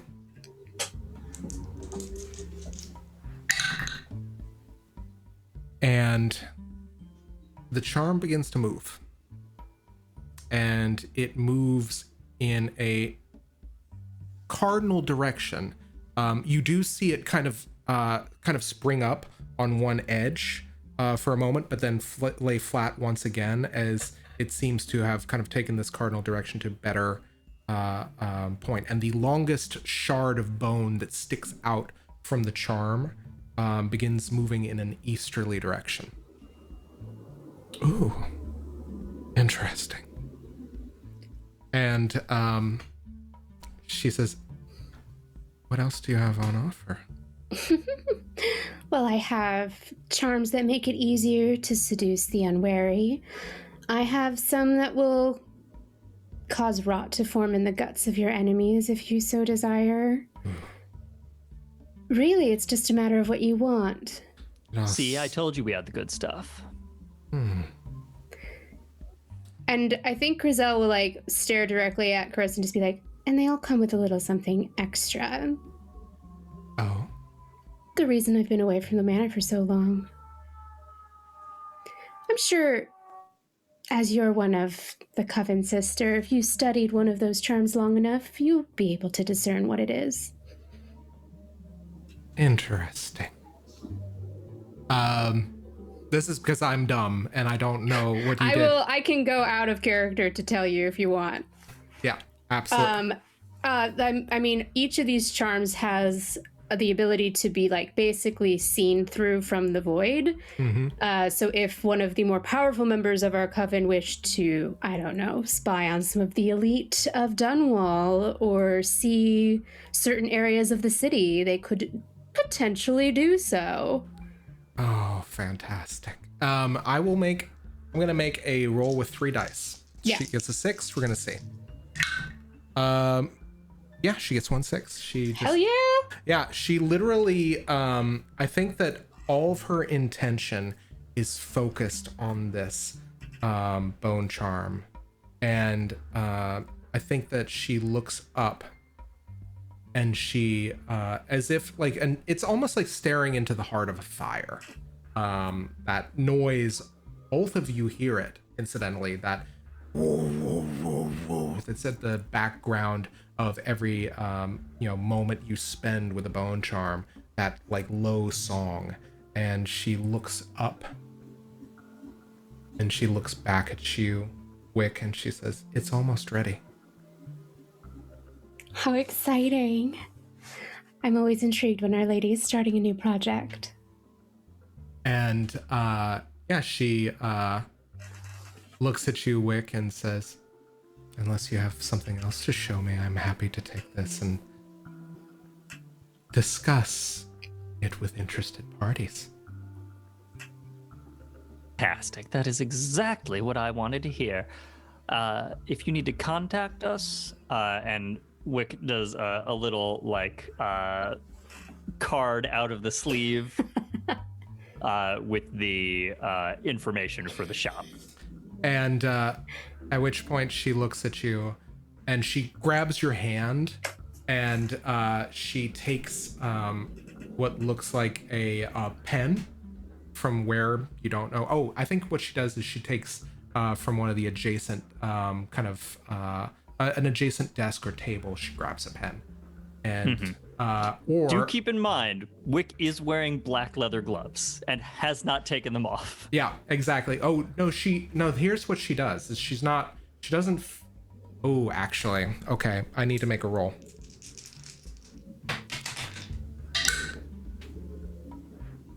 Mixed success. She takes her fingernail, which is very long and pointed on the index finger.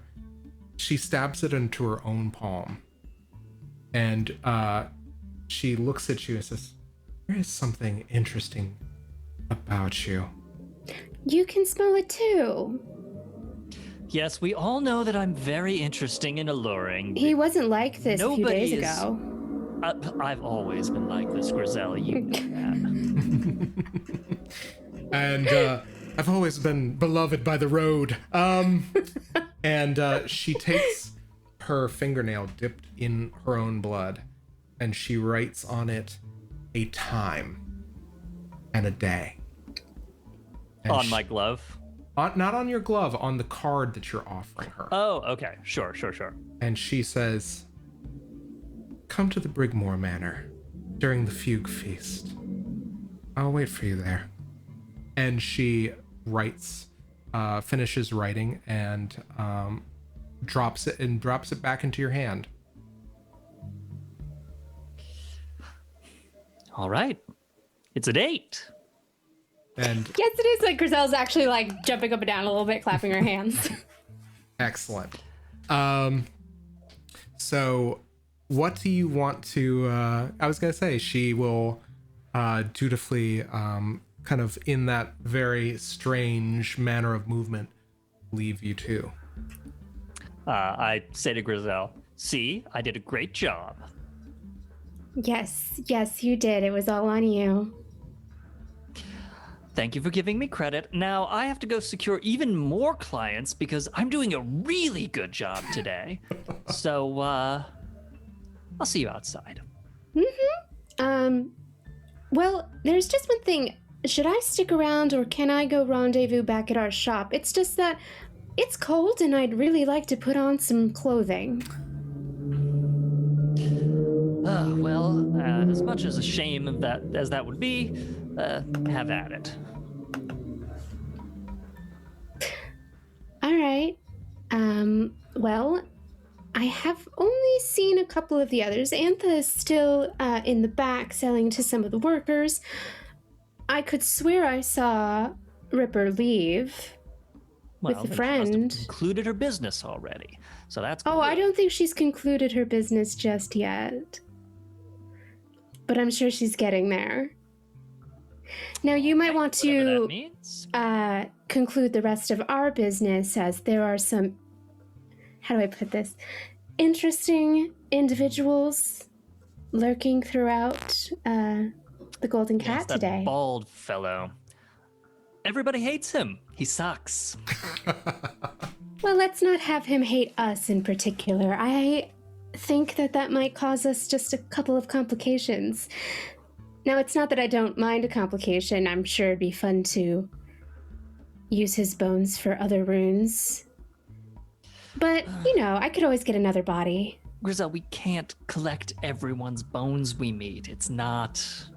Can't do it. I can.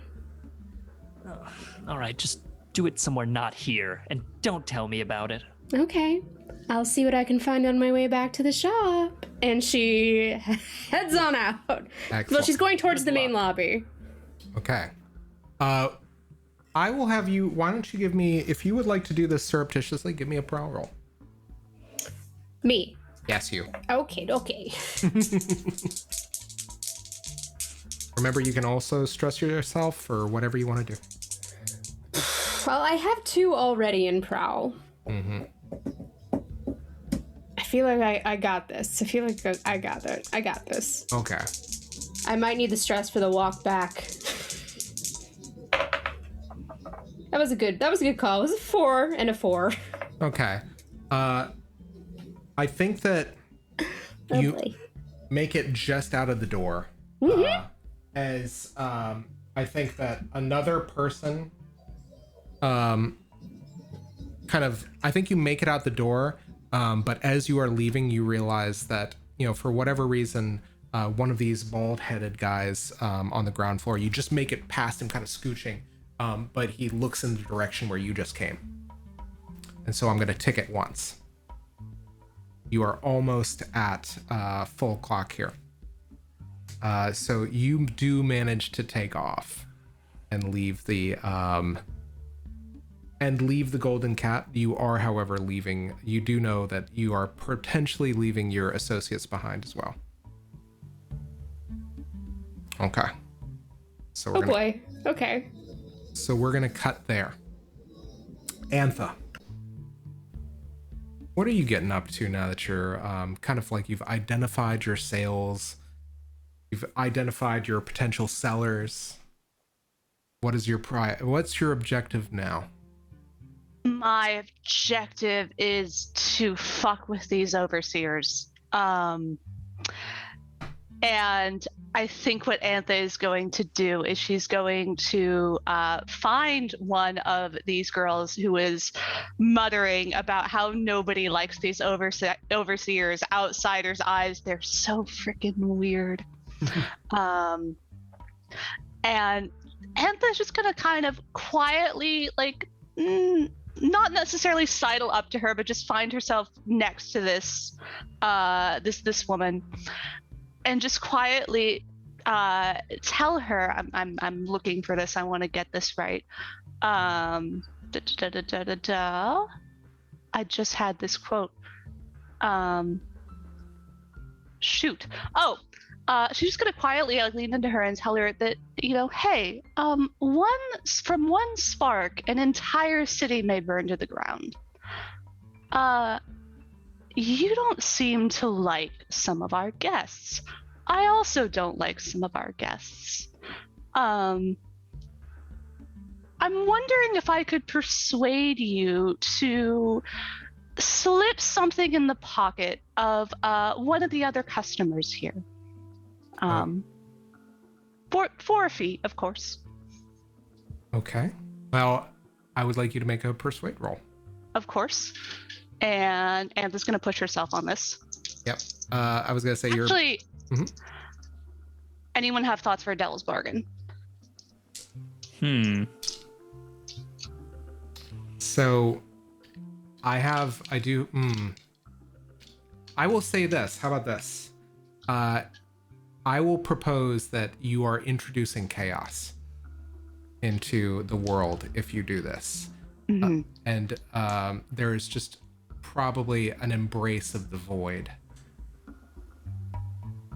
Unless anybody has a better idea, because I think you guys have been relatively okay on chaos so far. They were not shooting many people or anything. Yeah, I can get into that. I like this. I like this a lot. Okay. Okay, so can I push myself and take the devil's bargain? Can we just load up on all the dice for this? Because Antha really wants. No, can't do. Okay. Only one or the other. Okay. So we're taking that devil's bargain. Oh. Unless, David, am I wrong here? It's one or the other. You can either Fair. push yourself or take. I like the devil's bargain. That seems fun. Yeah. Okay. Yeah. All right. That's a 6. Oh, okay. Yeah. So you are. I assume that you are giving her you are giving Rose a bone charm then, or one of her associates. I'm giving Rose or one of the other workers a charm, and what I'm asking her to do is, Morgan Pendleton is still tied up in a room, is he not? Oh, I think it's kind of like a weird kink. I think what is happening is Morgan is tied up while somebody is teaching him the finer basics of law and regulations and trade regulations within the Isle of the Empires. Okay. We're not going to worry about when you say tied up. That could be literal. That could be figurative. Kink and let kink. But what Antha's going to ask her to do is to take a bone charm, and if he has a coat hung up somewhere, put it in his coat pocket, and then maybe tip off somebody. I like that a lot. Okay. Yeah. All right. So with a 6, that happens. What I am going to, however, do, I am going to make a luck roll to see how quickly she does that. Cool. Or this person does that, rather. Because what Antha really wants to do is not so much sabotage the overseers as divert suspicion away from us. Yeah, right. Yeah. Okay, so I will tell you this. I'm going to start an opposing clock. Okay. Manufacture blame is basically what I'm going to say, or manufacture suspicion. She got a mixed success. She got 4. She got a 4. I'm going to make this a 4 clock. So she's only going to tick it once. Okay.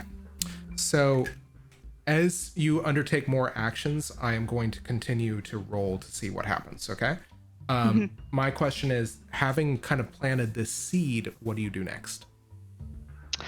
Well, so what has happened at this point? What has she actually done? Has she just agreed to do it?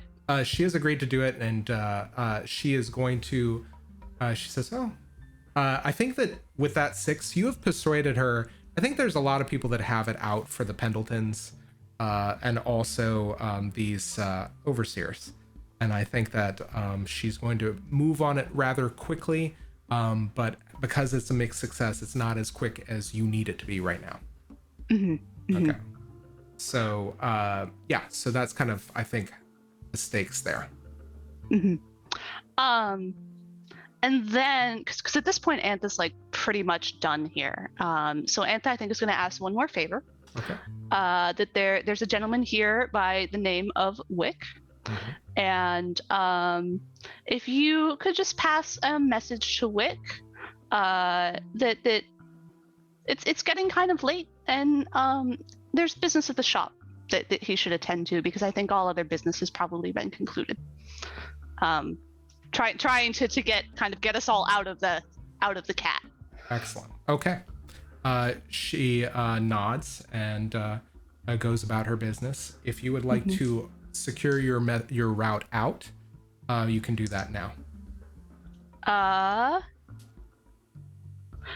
Antha's gonna wait to make sure Wick leaves. Okay. All right. So we are going to.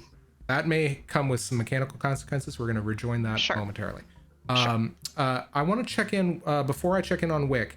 Doc, are you kind of in effect out of the operation, the heist? What do you want to kind of say here? I think so. I don't know exactly what's going on back at the base between Doc Harlow and Doc. Oh God, I'm about to walk in on it.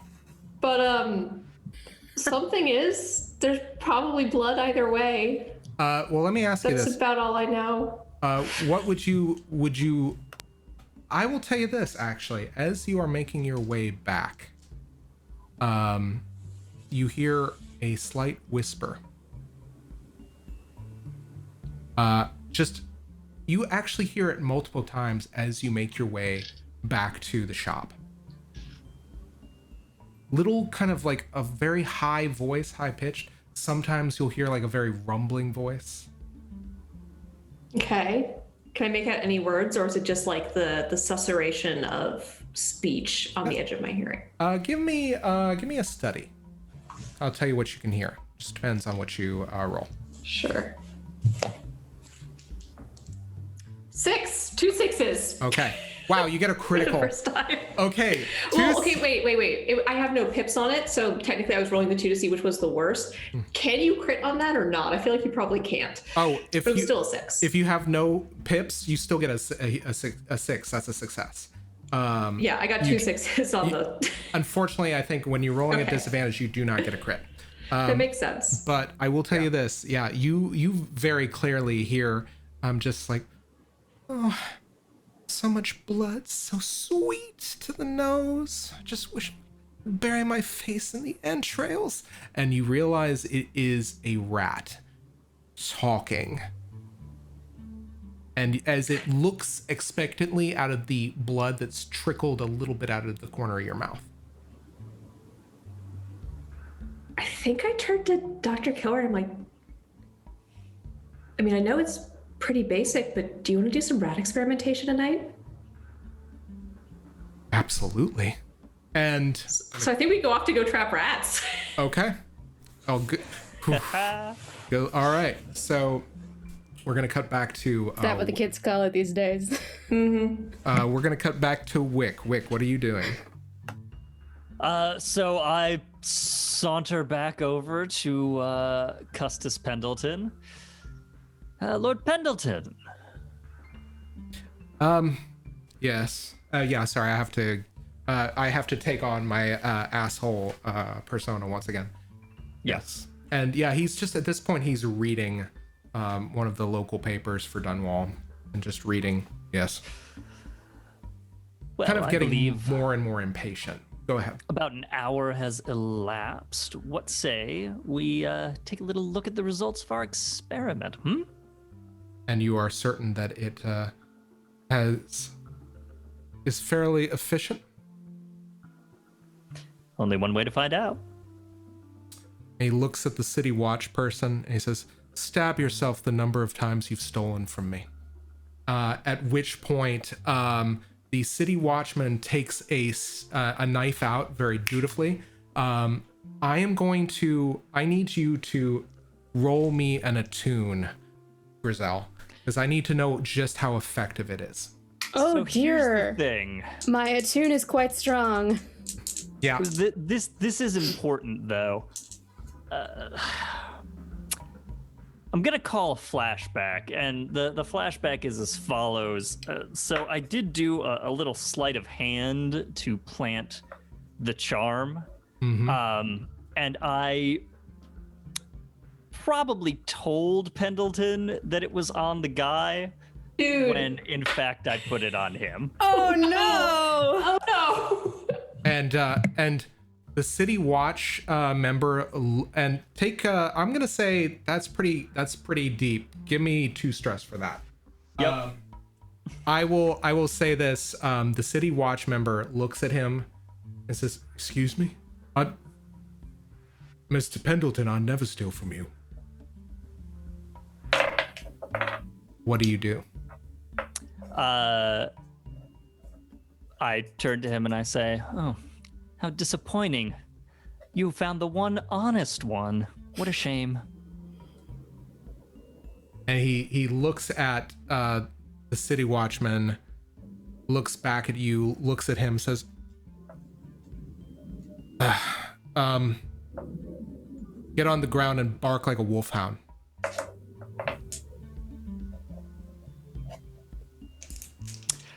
Can I influence this role in any way by giving this guy a look like you better fucking do this? Okay, yeah. I will tell you this.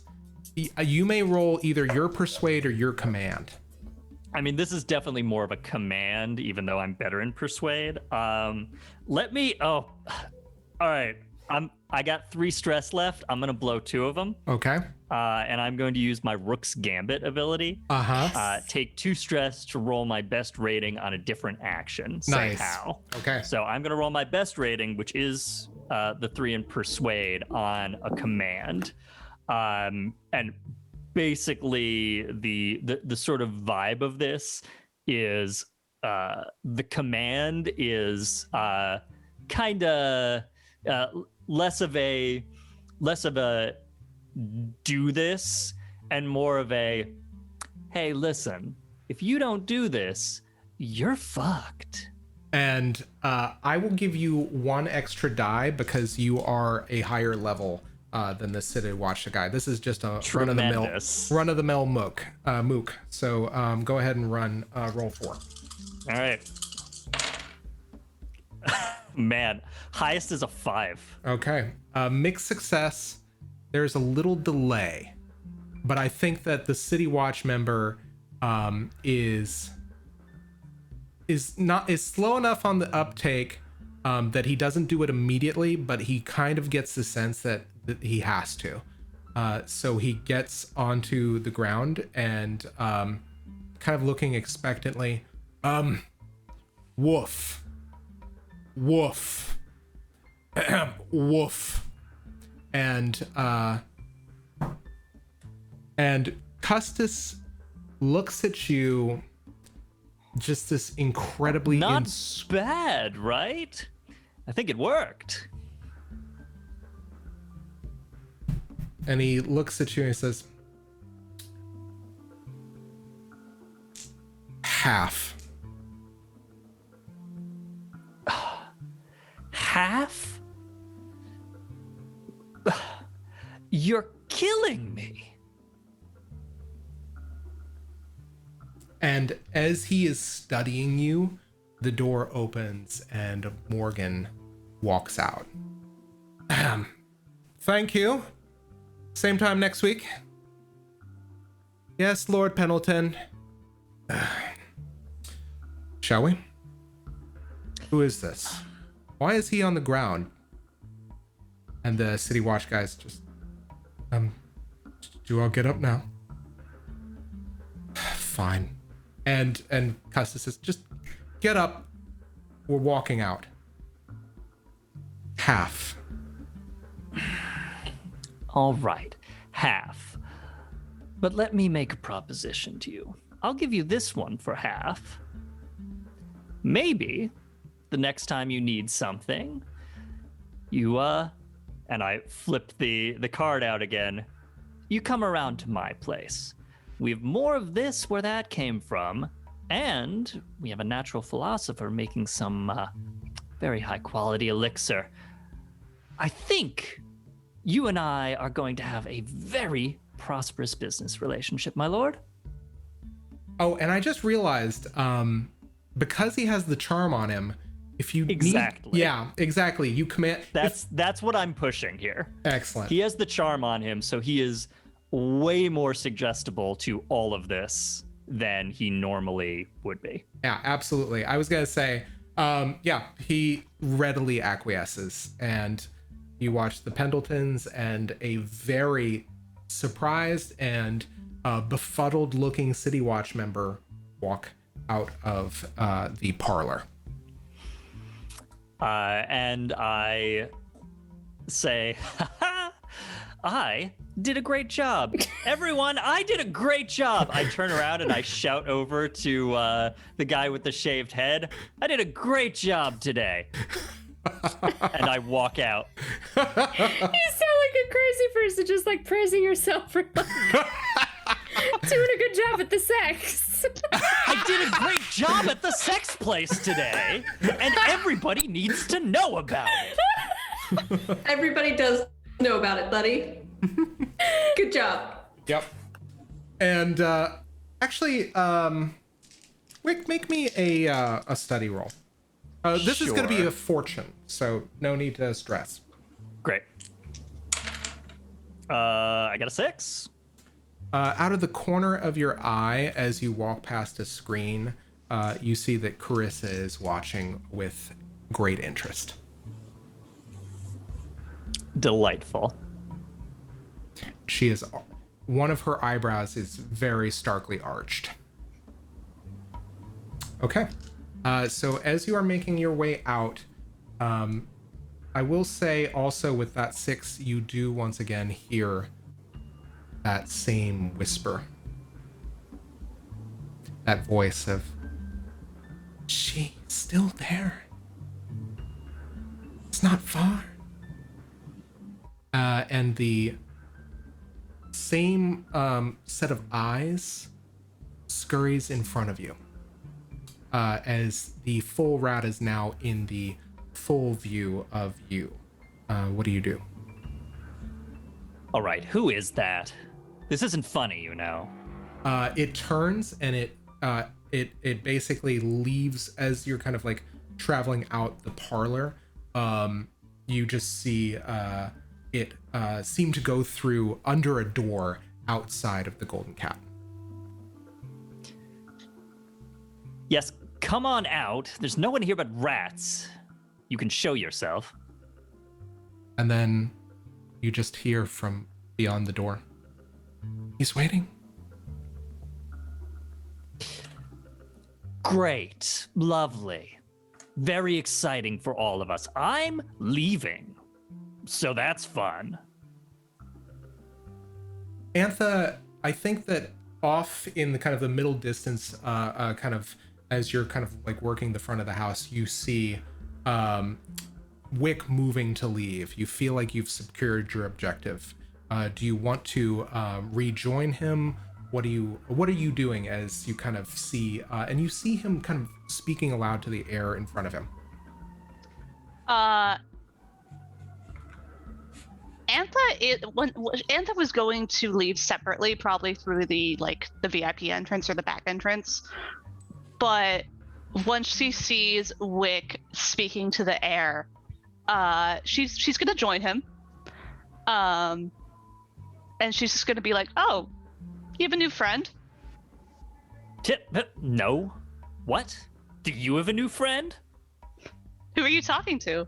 Nobody. Who are you talking Really? to? You. Yeah, that's Come right. on, let's get out of Like here. this whole thing is resolved. Let's go. Let's get out of here. Yeah. This is not a conversation to have right here, right now. I'm leaving. I said that. And Wick just starts walking away. And Antha goes with, yeah. Like assuming that Antha will. Yeah, for sure. Let me ask you this. Do you go to the same route that the rat took? I'm gonna say no specifically. Like the rat wigs Wick out. He does not want to. He doesn't want to engage with the rat. Like he's starting to suspect in the back of his mind that the voice is associated with the rat, and he does not care for that. Mm-hmm. So yeah, Wick is just gonna sort of go marching along and start chattering away to Antha. So how did you do? I got a lord. So I need you guys to make me a fortune roll if you would like to do this stealthily. As a reminder, one or both. we have these. Yeah, that is fair. Let's see what happens. One or both of us. Either one of you can lead or assist the other, or somebody can take an action. What do you guys want to do? So would this be like a prowl if we're trying to sneak out? Yeah. Do you have any dots in prowl? I have a one. dot and prowl. Yeah, I was gonna say Why don't you go ahead? I think this is more Antha needs to sneak out. Yeah. Okay. I have a dot. I'm gonna burn all my stress. Okay. So, Excellent. Wick, are you gonna help at all, or can you I help have at all? One stress, so if I mark it, Fair. Fair. I like collapse on the street and die. Okay. Okay. Otherwise, I would absolutely. That's a 4. Okay. I fill the clock. I'm sorry. It's you can't. Don't be sorry. You can't. Don't be sorry. Wait. It's drama time. Yeah. Well, no, you said you just had the one stress. I was going to suggest a resistance roll. Yeah. Oh wait, I do. Can't I always forget that's a thing. Can I? Is this something I could resist? You can totally resist this. It'll How do I knock do you it? out if it's not a 6, though. Yeah. Oh no. I have stress to burn. Oh, okay. Yeah. All right. What do I roll? So roll the resistance attribute. Let me see. This is going to be. Let me look. This is going to be. I think this is prowess. So all the lines that are vertical in your prowess column. Cool. And I want you to subtract the highest result from 6. Okay. And I mark 1 stress. You mark as much stress as as left over after you subtract from 6. 6 Okay. minus your highest roll, mark that amount of stress. Yeah. That's fun. This could be fun. I rolled a 4. Okay, so take 2 stress. You resist the consequence as you leave the golden cat without consequence. We don't get arrested. And as you I feel like as soon as we leave the actual immediate area of the golden cat, Antha just she's gone gray at this point because she's so stressed about there being that many overseers there, and she just kind of just slumps. Absolutely. And I think Wick, as you're walking away and leaving the area of the golden cat, you hear a noise getting fainter at the back of your hearing as you continue to walk.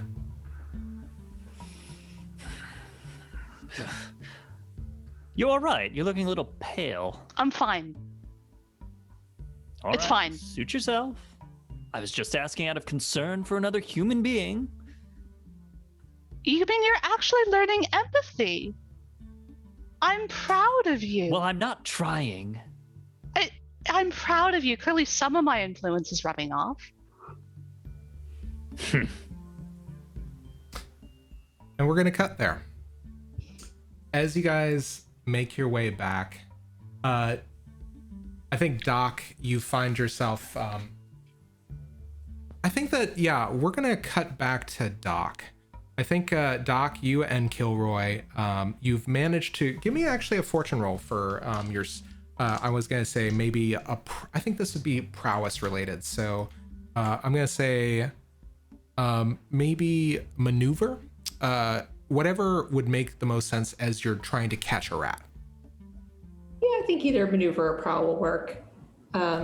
She's not taking it too seriously. This is more of like this appears to have become a slightly pleasant, maybe flirtatious outing. So I think it might just be, Normally when that happens, good time you rat have a naked catching? fight at the end, but you did it at the beginning, so apparently we can it still works have either another way. naked fight. We can do science naked. That Okay. is a thing you can do. Naked fight palindrome. So anyway, currently though, fully dressed, going after a rat. Only a 3. Okay. They're slippery. I have chased rats. They are hard to catch. Now, I think exactly. I think as you manage to get one, I think you are surprised as it seems to look at you over its shoulder, as in your hand it says, "No, no, let go, and it manages to squirm out. It's not something I'm going to share with my partner here. Yeah. At which He point, does not need to know about that one. He know I lost the rat, but not that I heard it say something. yeah. Excellent. Okay. Cool. We Yeah. might still just continue on back to the base. Absolutely. Yeah. So I think that I think all of you rejoin. I think all of you rejoin Kilroy and Harlow. Harlow, what do you want to happen? I mean, I was a little bit on the fence, but I feel like with this whole great rat catching interlude, I feel like some wall shoving happened. Possibly by the time the base happened, clothes came off. They're probably still in her actual research room. I think things have wrapped up by the time everyone gets back, but I do think that possibly some unresolved tension of a couple different sorts has gotten worked out over the course of this evening. Cool. And I think no one's going to really enjoy walking in on this. Yeah. Excellent. It's going to be super weird. Yeah, I will say this. Cigarettes are involved at this point. I love super weird. I will say this. Probably Grissell. You hear a lot of noise coming from Dr. Harlow's lab. You probably walk in and out completely oblivious, just getting things that you need. Yeah, and Somebody is strapped down to the operating table, and I honestly don't know which one. The thing is Or is that it a Kilroy? third party? We don't know. It's probably Dr. Kilroy. Grissell might assume, especially if it's like somebody strapped down to the operating table, it might be like, oh, she's murdering someone. Oh, that's fine. builds character. Yeah, that's all right. Yeah, what does Dr. Kilroy think of Grissell just walking through during this? Don't mind me. And yeah, I think Kilroy. I'm sure there's a don't pay attention to her moment. Yeah, She's not involved in this. I think so. I think Kilroy is just. I think exchanges an odd look. Looks at you, Kilroy. Looks back at Grissell as the door closes quietly, and just is like fine, kind of, and continues. Janet! Yes! Dr. Stella! Rocky. There we go. We're gonna draw a veil over that. I was gonna say, I think all of you guys settled down back into your normal operations. that said, as always, what do you guys do? Like, how does the rest of the night go? Do you celebrate? Antha gets drunk. Yeah, excellent. Yeah. Antha gets wasted. Does Kilroy stick around, or does he just go back to his apartment? Depends. Do you kick him out? No. Okay. Kilroy's there. Okay, cool. Yeah, finally, Grissell. Yeah, what- I mean, yeah. do we have like a little group celebration? I mean, I want to catch up. I want to find out what happened. Yeah, I think Grissell is like just talking animatedly about we got invited to a fugue feast Exciting. while she's drinking. I'm not sure that Ripper actually introduces Niall. I think we're on a first name basis now. Doesn't introduce Niall, just like he's probably just tagging along behind her, and also they're just chain smoking. Oh, that's fine. Grissell never asks. Yeah. Just never asks who the person is behind you. She does actually show him some of the product though. I was gonna say Niall is very much looking at everything, just like, wow. Oh wow. She's definitely like, no, look at these specimens. Like, this is the primo shit. Like, I wish that I could still like supply your old lab, because like I feel like we could really make some progress here. Well, I don't know. I'm kind of amenable to helping you out now. I don't know. Excuse me. No, this is really. Wait. What did you do? How did you have the reagents? What? Have you changed the recipe at all? And begins to kind of examining, like is beginning to pour out a little bit She's of. gonna tell him about her current research on elixir with additional river crust products to harden tissue. Like, she's gonna like get him on that. Oh my god. Oh, that's fantastic. And we will cover we will count Kilroy as an asset to your downtime roll as when we segue into that. Nice. Yeah, Antha, you are getting drunk. All of you are kind of celebrating. I was gonna say, you guys have been through the ringer here. What are you guys talking about? I think Grissell's mostly excited. Yeah. Did any of you ask about Ripper getting kicked out / leaving early, or is this just a blip that no one ever honestly, notices? I don't know if any of us are aware that happened. No. Just tell us. I'm not sure any of us want to know. I thought someone saw me walking out earlier at the very least. I saw you leaving, but I didn't think anything of that. Yeah, I think she's basically like, the most that it comes up then is that she's basically like, look, Dr. Kilroy might be able to help us with some of our product development. So I didn't find any buyers, but it sounds like you all had a perfectly fine time on that. So it looks like it all worked out for the best. Oh yes, and then The whole some. thing a rousing success. Antha's just like on the not like on the floor, but she's sitting on the floor, legs stretched out, bottle of whiskey in hand, and she's just like, if I have to hear one more time about overseers and their kinks, I swear to the void. Antha, do you want any of your special supply? Later. Okay. Later. I'll get there. I will definitely get there. Right. Antha's having a time. Yeah, Grissell is like getting full blown tipsy and is now just like, I think she's sitting up on the counter, like legs swinging, like she can't sit like a normal person for the life of her, and she's just like sort of talking to herself and somehow talking to you guys. You're never quite sure what she's saying is for her or actually wants like something to be commented on, because she's also just being like, yes, I think it was a rousing success. You know what? I should paint something later. Has Wick mentioned Custis and the fact that he's coming by? Probably. Yeah, I think at some point Wick is like, yes, now let's talk about the great stuff that I did. Selling my charms. Yes, I did a great job with it. I think I've secured a very interesting person for us inside the cat, who is at least as weird as Grissell, if not weirder. Sounds great. Doc, Doc, got a I'm lot gonna of take you up on that. I would like some of my special supply. Let's see how alcohol and visions mix. Yeah, let's Let's do give this Okay. a shot. She's gonna go pop back into her lab to go get those. Right, but before you go completely catatonic, you know who else I got? Who? Custis Pendleton. Sold him that's a bone charm with the promise Great. of more to come, and let's just say he was very amenable to the idea. He's coming here. Well, probably not in person. He'll send someone. Okay.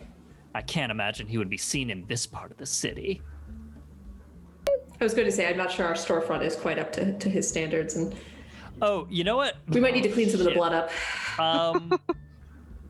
Oh no, that's actually not a problem because I sold the charm back to him. Never mind. I was like, wait, does he still have it on him? But I sold it to him. It's fine. Of course he still has it on him. Yes. Excellent. So I think to end this, because I assume we're kind of wrapping up here. I think Antha's gonna smoke some of her special supply. Just they're on the floor, just like with her back against, the counter or the operating table or whatever, and just kind of dissociate and see if she sees anything. Can we do that? Yeah, absolutely. You may. Yeah, go ahead and give me an attune roll. All right, and she is rather drunk at this point. I'm sure that's a bad thing. Let's go for this. Yeah, what was that? I don't want to. Yeah. Yeah, what do you got? Yeah, what 4. I got a 4. Okay. Describe for me. Okay, so you're like lolled out. Wick, where are you by this point? Are you still just kind of sitting there? Yeah, I mean, I think Wick is sort of we don't have like we're in like the shop, right? In like the main area of the shop. So let's say Wick is sort of leaning against the front window or like the ledge in front of the window. Okay. As with a mixed success, Antha, as you look at Wick,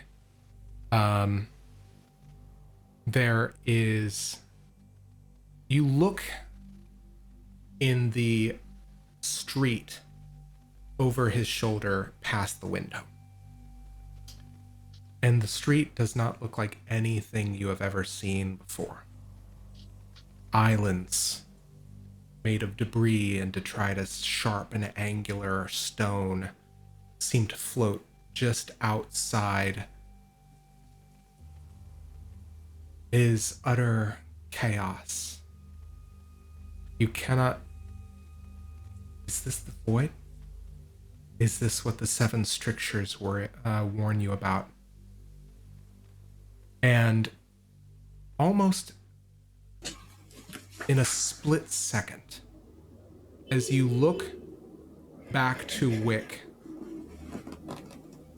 you see a pair of eyes, black as pitch, and you hear the sound of a whisper, though you cannot make out the words.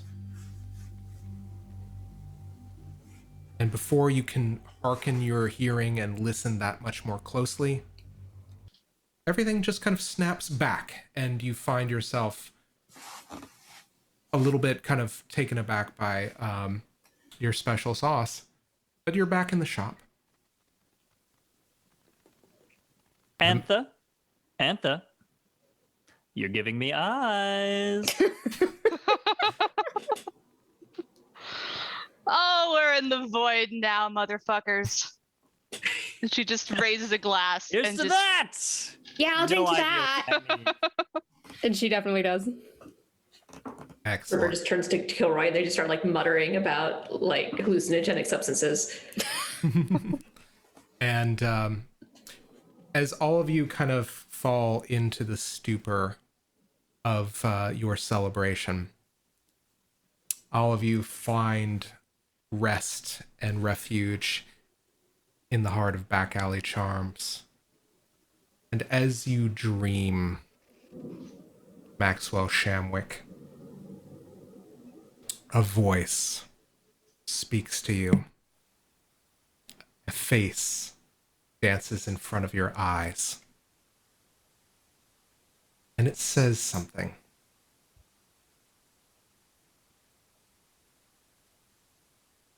The city of Dunwall has always thrived on the spilling of blood.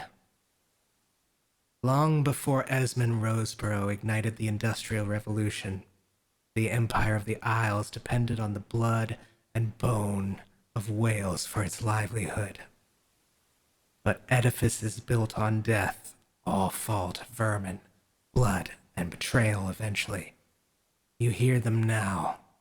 The rats. Their seeking voices waking you in the small hours. You surprise me, Shamwick.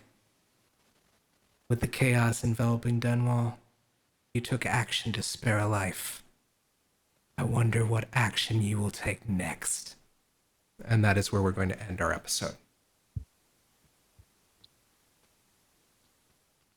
Guys, thank you so much for joining us for this fantastic episode of Flights of Fandom. I am so happy to be doing this for you guys. I'm so happy to be doing this with such a fantastic cast.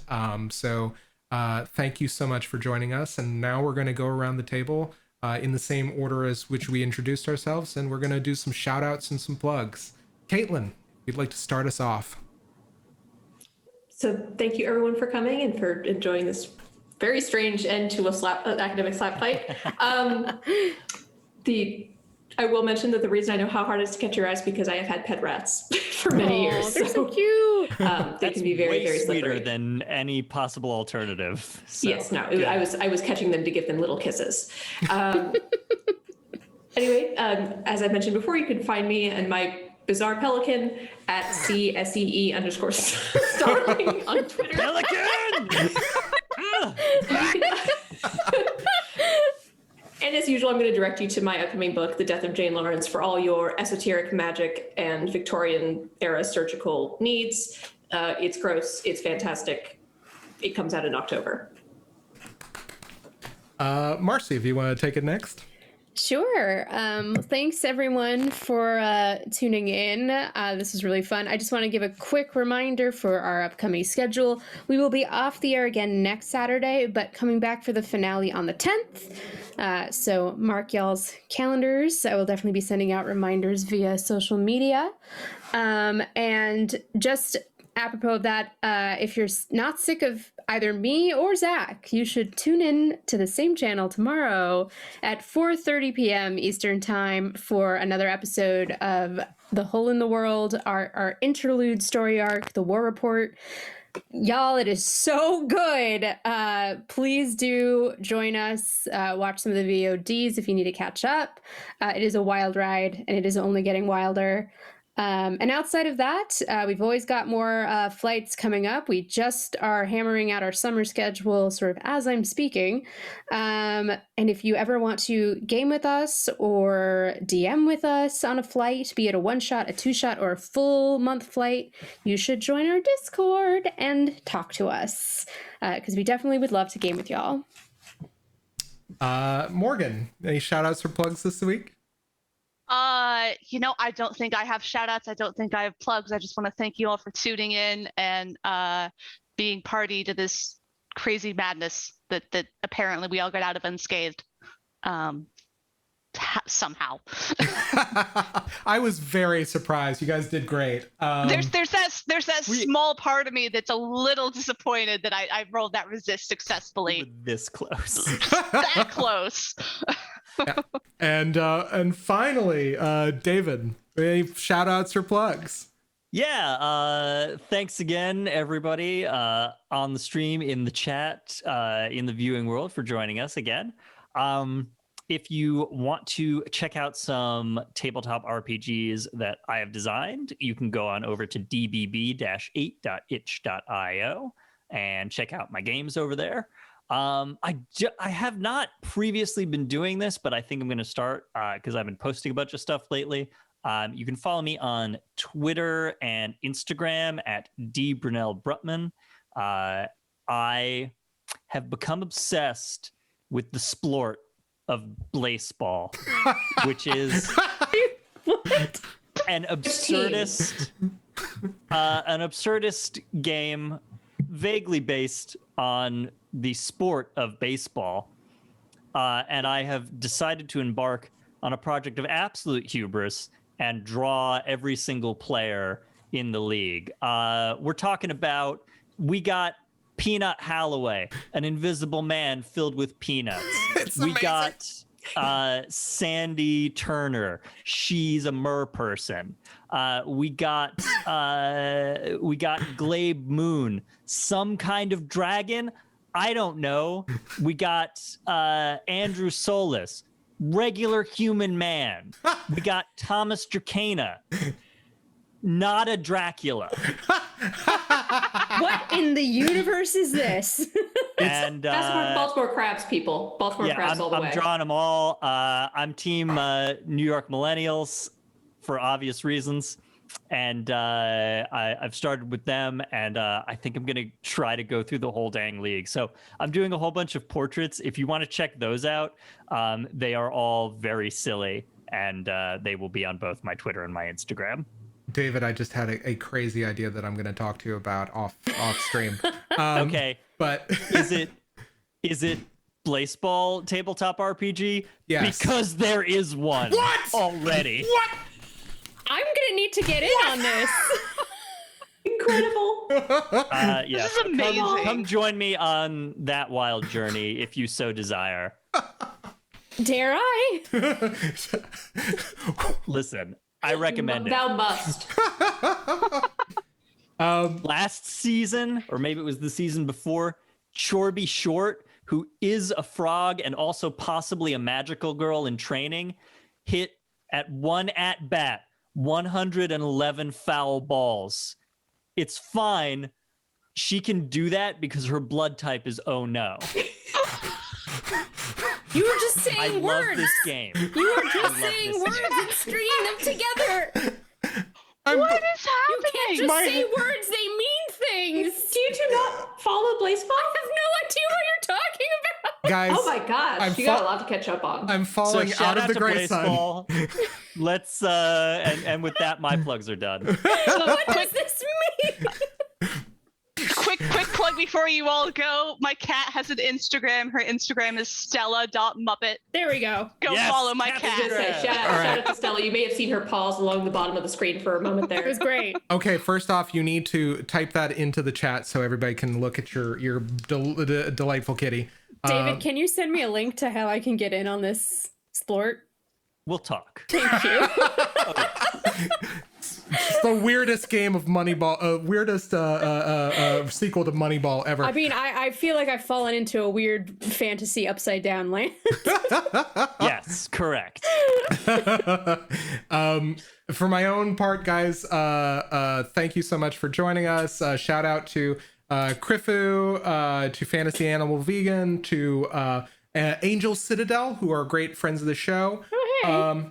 Awesome folks. If you are interested in horror stuff, there is a Kickstarter by Monty Cook Games going on right now called The Darkest House. Will it be a future setting in Invisible Sun? I don't know. Probably. On top of that, we got some more great stuff coming out on YouTube. We are slowly but surely publishing our back catalog. And guys, we've got The Hole in the World tomorrow.